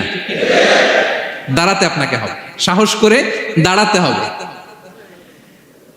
সালাত কায়েমের আন্দোলন যারা করে, সৎ কাজের আদেশ যারা দেয়, মন্দ কাজ থেকে নিষেধ যারা করে, তাদের জীবনে পরীক্ষা আছে না নাই?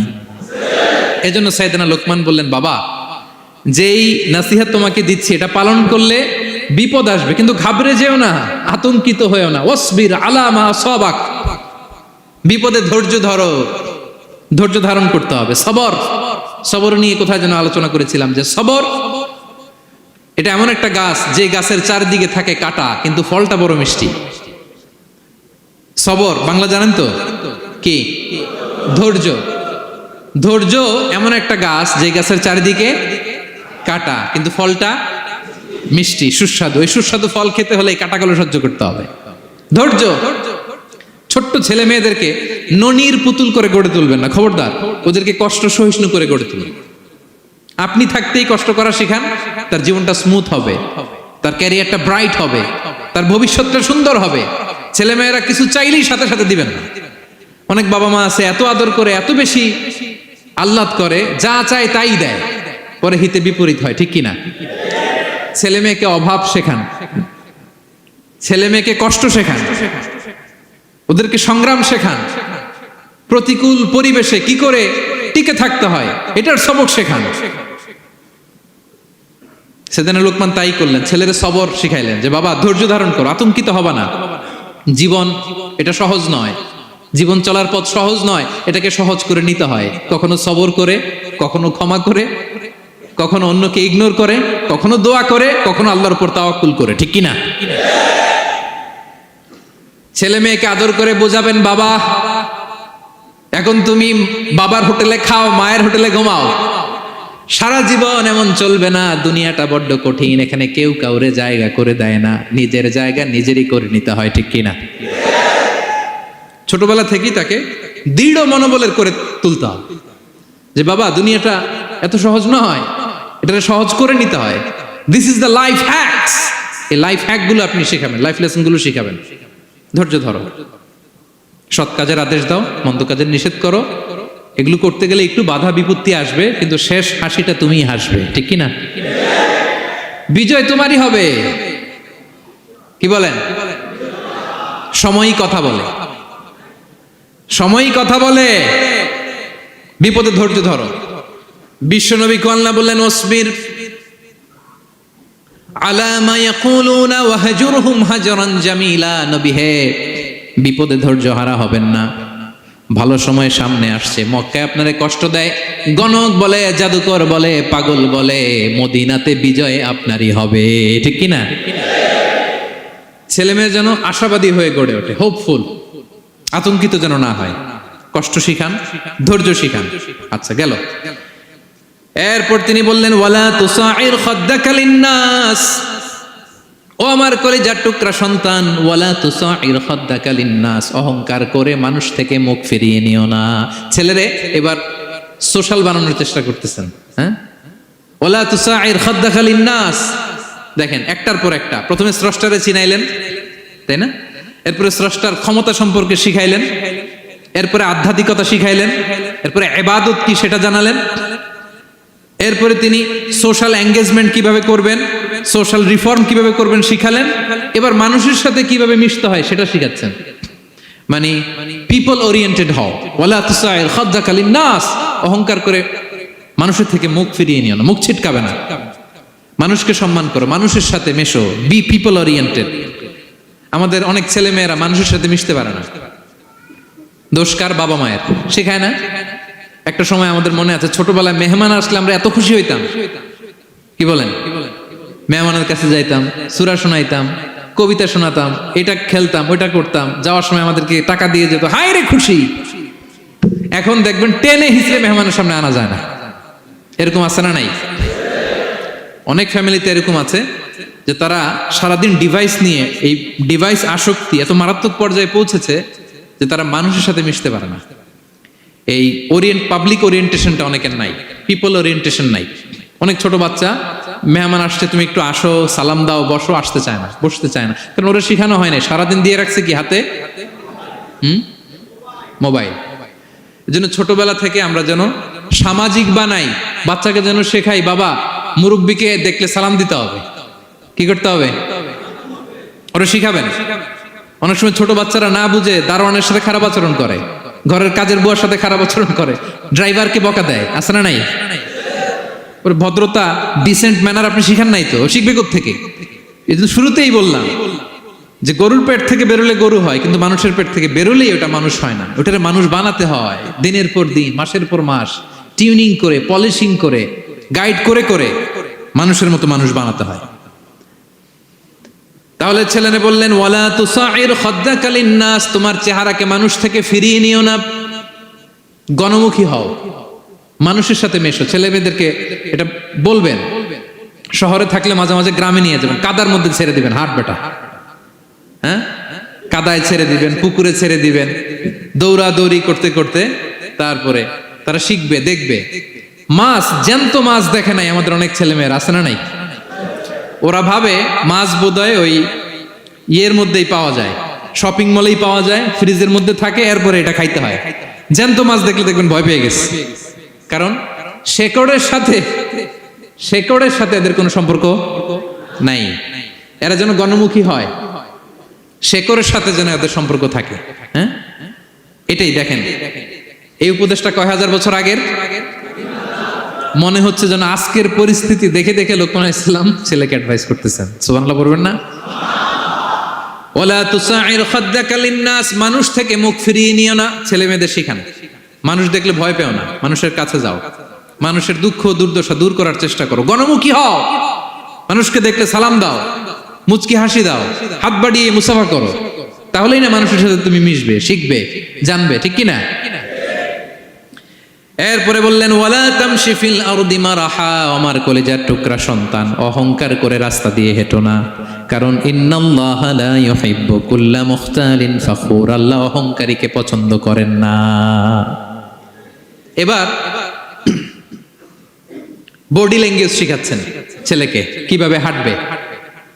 আমাদের অনেক সময় ছেলে মেয়েরা খুবই ভালো, নিষ্পাপ, শুধু ভিতরটা পরিষ্কার হইলে হবে না, আপনার জেস্টারও তো ভালো হইতে হবে। হ্যাঁ, ভিতর ভালো কিন্তু প্রকাশ ভঙ্গি জানে না, আছে না নাই? এটারে ইংরেজিতে কি বলে? বডি ল্যাঙ্গুয়েজ বলে, বুঝতে পারছেন? এবার ছেলেকে বডি ল্যাঙ্গুয়েজ শিখাচ্ছে বাবা, হাঁটার সময় এইভাবে হাঁটতে হবে। ওয়ালা তামশি ফিল আরদি মারাহা, অহংকার করে রাস্তা দিয়ে হেঁটো না। এখানে তামশি বলতে শুধু হাঁটাই না, অহংকার করে ড্রাইভ করো না, অহংকার করে হুন্ডা চালিও না। এরকম আছে না নাই? আমাদের ইয়াং ছেলে মেয়েরা হুন্ডা একটা পাইলে এমন আওয়াজ করে তারা চলবে, অসুস্থদের ক্ষতি হয়, ছোট বাচ্চারা ভয় পেয়ে যায়, মাঝরাতে মানুষ লাফ দিয়ে ওঠে ঘুম থেকে। এরকম আছে না নাই? আমাদের সন্তানরা যেন এরকম না হয়। রাস্তা দিয়ে চলতে বিনয়ের সাথে হাঁটতে হবে, ভদ্রভাবে হাঁটতে হবে, কারণ রহমানের বান্দারা অহংকারী হয় না, তারা বিনয়ী হয়, ঠিক কিনা? وعباد الرحمن الذين يمشون على الأرض هونا وإذا خاطبهم الجاهلون قالوا سلاما, রহমানের বান্দারা রাস্তা দিয়ে যখন হাঁটে দাম্ভিকতার সাথে হাঁটে না, অহংকারের সাথে হাঁটে না, বিনয়ের সাথে রাস্তা দিয়ে তারা চলাফেরা করে, ঠিক কিনা? তো ছেলেকে হাতে ধরে ধরে বডি ল্যাঙ্গুয়েজ শিখাচ্ছে, বাবা অহংকার করে হেঁটো না, মানুষের অহংকার সাজে না, অহংকার সাজে একজনের, তিনি কে? অহংকার কার চাদর? আল্লাহ বলে এই চাদর ধরে যদি কেউ টান দেয় ওরে আমি জাহান্নামে নিক্ষেপ করি, ফালা উবালি, আই ডোন্ট কেয়ার, ওরে আমি জাহান্নামে ফেলবো। অহংকার করার কি আছে আমাদের? কিছুই নাই, ঠিক কিনা? ডায়রিয়া যদি হয়, লুজ মোশন যদি হয়, 5 বার টয়লেটে গেলে এরপরে চেহারার দিকে তাকানো যায়? বিছানায় পড়ে হা হু করতে শুরু করে, তো কিসের অহংকার আপনার? লুজ মোশন 3 দিন যদি হয়, হায় রে, চেহারার দিকে তাকানো যায় না, সুন্দর চেহারা ফ্যাকাশে হয়ে গেছে, এই মানুষের অহংকার করা সাজে না। ছেলেকে বিনয়ী হওয়া শেখাতে হবে, বাবা বিনয়ী হও, তোমার বডি ল্যাঙ্গুয়েজটা সুন্দর করো, তোমার কথা বলায়, তোমার চলনে বলনে সবকিছুতে যেন একটা মাধুর্যতা থাকে, একটা কোমলতা থাকে, শেখানোর দরকার আছে না নাই? সব শেষে সাইয়েদনা লোকমান ছেলেকে বললেন وَقْصِدْ فِي مَشْيِكَ وَاغْضُضْ مِنْ صَوْتِكَ إِنَّ أَنْكَرَ الْأَصْوَاتِ لَصَوْتُ الْحَمِيرِ وَقْصِدْ فِي مَشْيِكَ وَاغْضُضْ مِنْ صَوْتِكَ। তাহলে কিভাবে হাঁটবা? হাঁটার ক্ষেত্রে একটা মিডিয়াম পেস অবলম্বন করো, মিডিয়াম পেস, ভদ্রভাবে, হ্যাঁ, মিডিয়াম মধ্যমপন্থী পন্থায় তুমি হাঁটো। তোমার হাঁটার মধ্যে যেন একটা মুনশিয়ানা ভাব থাকে, তোমার হাঁটা চলাফেরায় যেন একটা ভদ্রতার ছাপ থাকে। এটা তো হাতে ধরে ধরে শিখাইতে হবে, নাহলে শিখবে না তো, বুঝবে না তো সে। ওয়াগদুদ মিন সাউতিক, কণ্ঠটাকে মোলায়েম করো, ইন্না আনকারাল আসওয়াতি লাসাউতুল হামির, কর্কশ গলায় কথা বলো না। আমাদের অনেক ছেলেমেয়েরা অনেক শাউট করে, আছে না নাই? কেউ কি শাউটিং পারসনকে পছন্দ করে? আমরা লাইক করি? Nobody likes a shouting person. আপনি মালয়েশিয়ানদেরকে দেখেন কত কোয়াইট ইনকাম, হাজার হাজার মানুষ একটা প্রোগ্রাম করতেছে, একটা সাউন্ড নাই। আমাদের তো অনেক বলতে হয়, অনেক অ্যানাউন্সমেন্ট, অনেক এই সেই, ওদেরকে কিছু বলতে হয় না। ওদের আমি অনেক বড় বড় প্রোগ্রামে জয়েন করেছি, হাজার হাজার মানুষ, একটা ছোট্ট ইনস্ট্রাকশন, লাইন ধরে সবাই সেটা মেনে নেয়। ছেলেকে শিখাই দিলেন চলতে ফিরতে একটা মাঝারি মোলায়েম ভদ্র একটা পেস অবলম্বন করো, আর কণ্ঠটাকে নিচু করো, কর্কশ ভাষী হয়েও না। কেউ পৃথিবীতে কর্কশ ভাষীকে পছন্দ করেন? যারা চিৎকার করে চেঁচামেচি করে, আল্লাহ তাদের কণ্ঠকে গাধার কণ্ঠের সাথে তুলনা করেছেন এখানে। দ্য ব্রেইং অ্যাস, গাধার আওয়াজের চাইতে পৃথিবীতে নিকৃষ্ট কোনো আওয়াজ হতে পারে? আল্লাহ বলে, তুমি কি তোমার কণ্ঠকে গাধার আওয়াজের মতো করতে চাও? যদি না চাও, কণ্ঠটাকে মোলায়েম করো। কর্কশ ভাষায় কখনো মানুষকে সম্বোধন করো, কারণ কর্কশ ভাষীকে, এই শাউটিং পারসনকে কেউ কখনো পছন্দ করে না। তো এই উপদেশগুলো আমাদের ছেলে মেয়েদেরকে দেওয়ার দরকার আছে না নাই? আল্লাহু আকবার। প্রজ্ঞায় সুসজ্জিত এই উপদেশ মালাগুলো সে 3000 বছর আগে যেমনি প্রাসঙ্গিক ছিল, এখনো তেমনি প্রাসঙ্গিক। এই উপদেশগুলো আমরা ছেলে মেয়েদেরকে দিতে পারবো তো? এই 10টা উপদেশ মালা বুঝতে পারছেন আপনারা? সবাই বুঝতে পারছেন? মনে থাকবে? খেয়াল থাকবে? আমি 1 মিনিটে একটু রিভাইজ করি। কি কি উপদেশ দিলেন? প্রথমেই শুকরিয়ার কথা আল্লাহ নিজে বলেছেন, শুকরিয়া করো। আমরা যেন যে কোনো পরিস্থিতিতে শুকরিয়া করি, করলে নিয়ামত বাড়াই দিবে কে? এরপর সাইয়েদনা লোকমান ছেলেকে সর্বপ্রথম যে উপদেশটা দিলেন সেটা হলো, বাবা কি করো না? সবাই বলুন, কি করো না? কারণ শিরক হচ্ছে সবচাইতে বড় পাপ। আল্লাহ সব মাফ করে, শিরকের গুনাহ তিনি মাফ করে। এরপর আল্লাহ তাআলা নিজ থেকে আরেকটা উপদেশ ঢুকাই দিলেন, সেটা হচ্ছে কার সাথে ভালো আচরণ করো? মা বাবার সাথে। মা বাবার যদি বদদোয়া দেয়, আপনার জীবনে কখনো উন্নতি আসবে? এরপর তিনি ছেলেকে বললেন, বাবা আল্লাহ তাআলা এমন ক্ষমতার অধিকারী, যেখানেই যে পাপ করো, ভালো কাজ করো, সবার চোখে ফাঁকি দেয়া গেল, আল্লাহর চোখে ফাঁকি দেয়া যায়? আল্লাহর শক্তি ক্ষমতার ব্যাপারে সতর্ক করলেন। এরপরে তিনি ছেলেকে বললেন, নামাজ কায়েম করো, নিজেও পড়ো, সমাজের সবাইকে নিয়ে পড়ো। এরপরে তিনি ছেলেকে বললেন, বাবা ভালো কাজের আদেশ দাও, মন্দ কাজের নিষেধ করো, মন্দ কাজ থামিয়ে দাও। তারপর বললেন, বাবা বিপদে ধৈর্য ধরো। এরপরে বললেন, গণমানুষের সাথে মেশো, পিপল ওরিয়েন্টেড হও। এরপর ছেলের বডি ল্যাঙ্গুয়েজ ঠিক করে দিলেন। মনে আছে তো আপনাদের? অহংকার বশত হেঁটো না, চিৎকার করে কথা বলো না। সবশেষে ওরাল কমিউনিকেশন কিভাবে করবে, শাউটিং না হয়ে মোলায়েম কণ্ঠে মানুষের সাথে যেন ভদ্রচিত ভাবে কথা বলতে পারে, এই উপদেশ মালাগুলো দিলেন। আমরা যারা বাবা হয়েছি, আমরাও যেন আমাদের কলিজার টুকরা সোনামণি সন্তানদেরকে এই উপদেশগুলো দেই। মনে থাকবে? সূরা লুকমানের 12 থেকে 19 নম্বর আয়াতে আল্লাহ তাআলা এই উপদেশগুলো তুলে ধরেছেন। আল্লাহ তাআলা আমাদের সবাইকে কথাগুলো বোঝার ও আমল করার তৌফিক দান করুক। আমরা পড়ি আমিন। আমরা যেন নেককার সন্তান লাভে ধন্য হতে পারি, আল্লাহ তৌফিক দান করুন। আমরা পড়ি আমিন।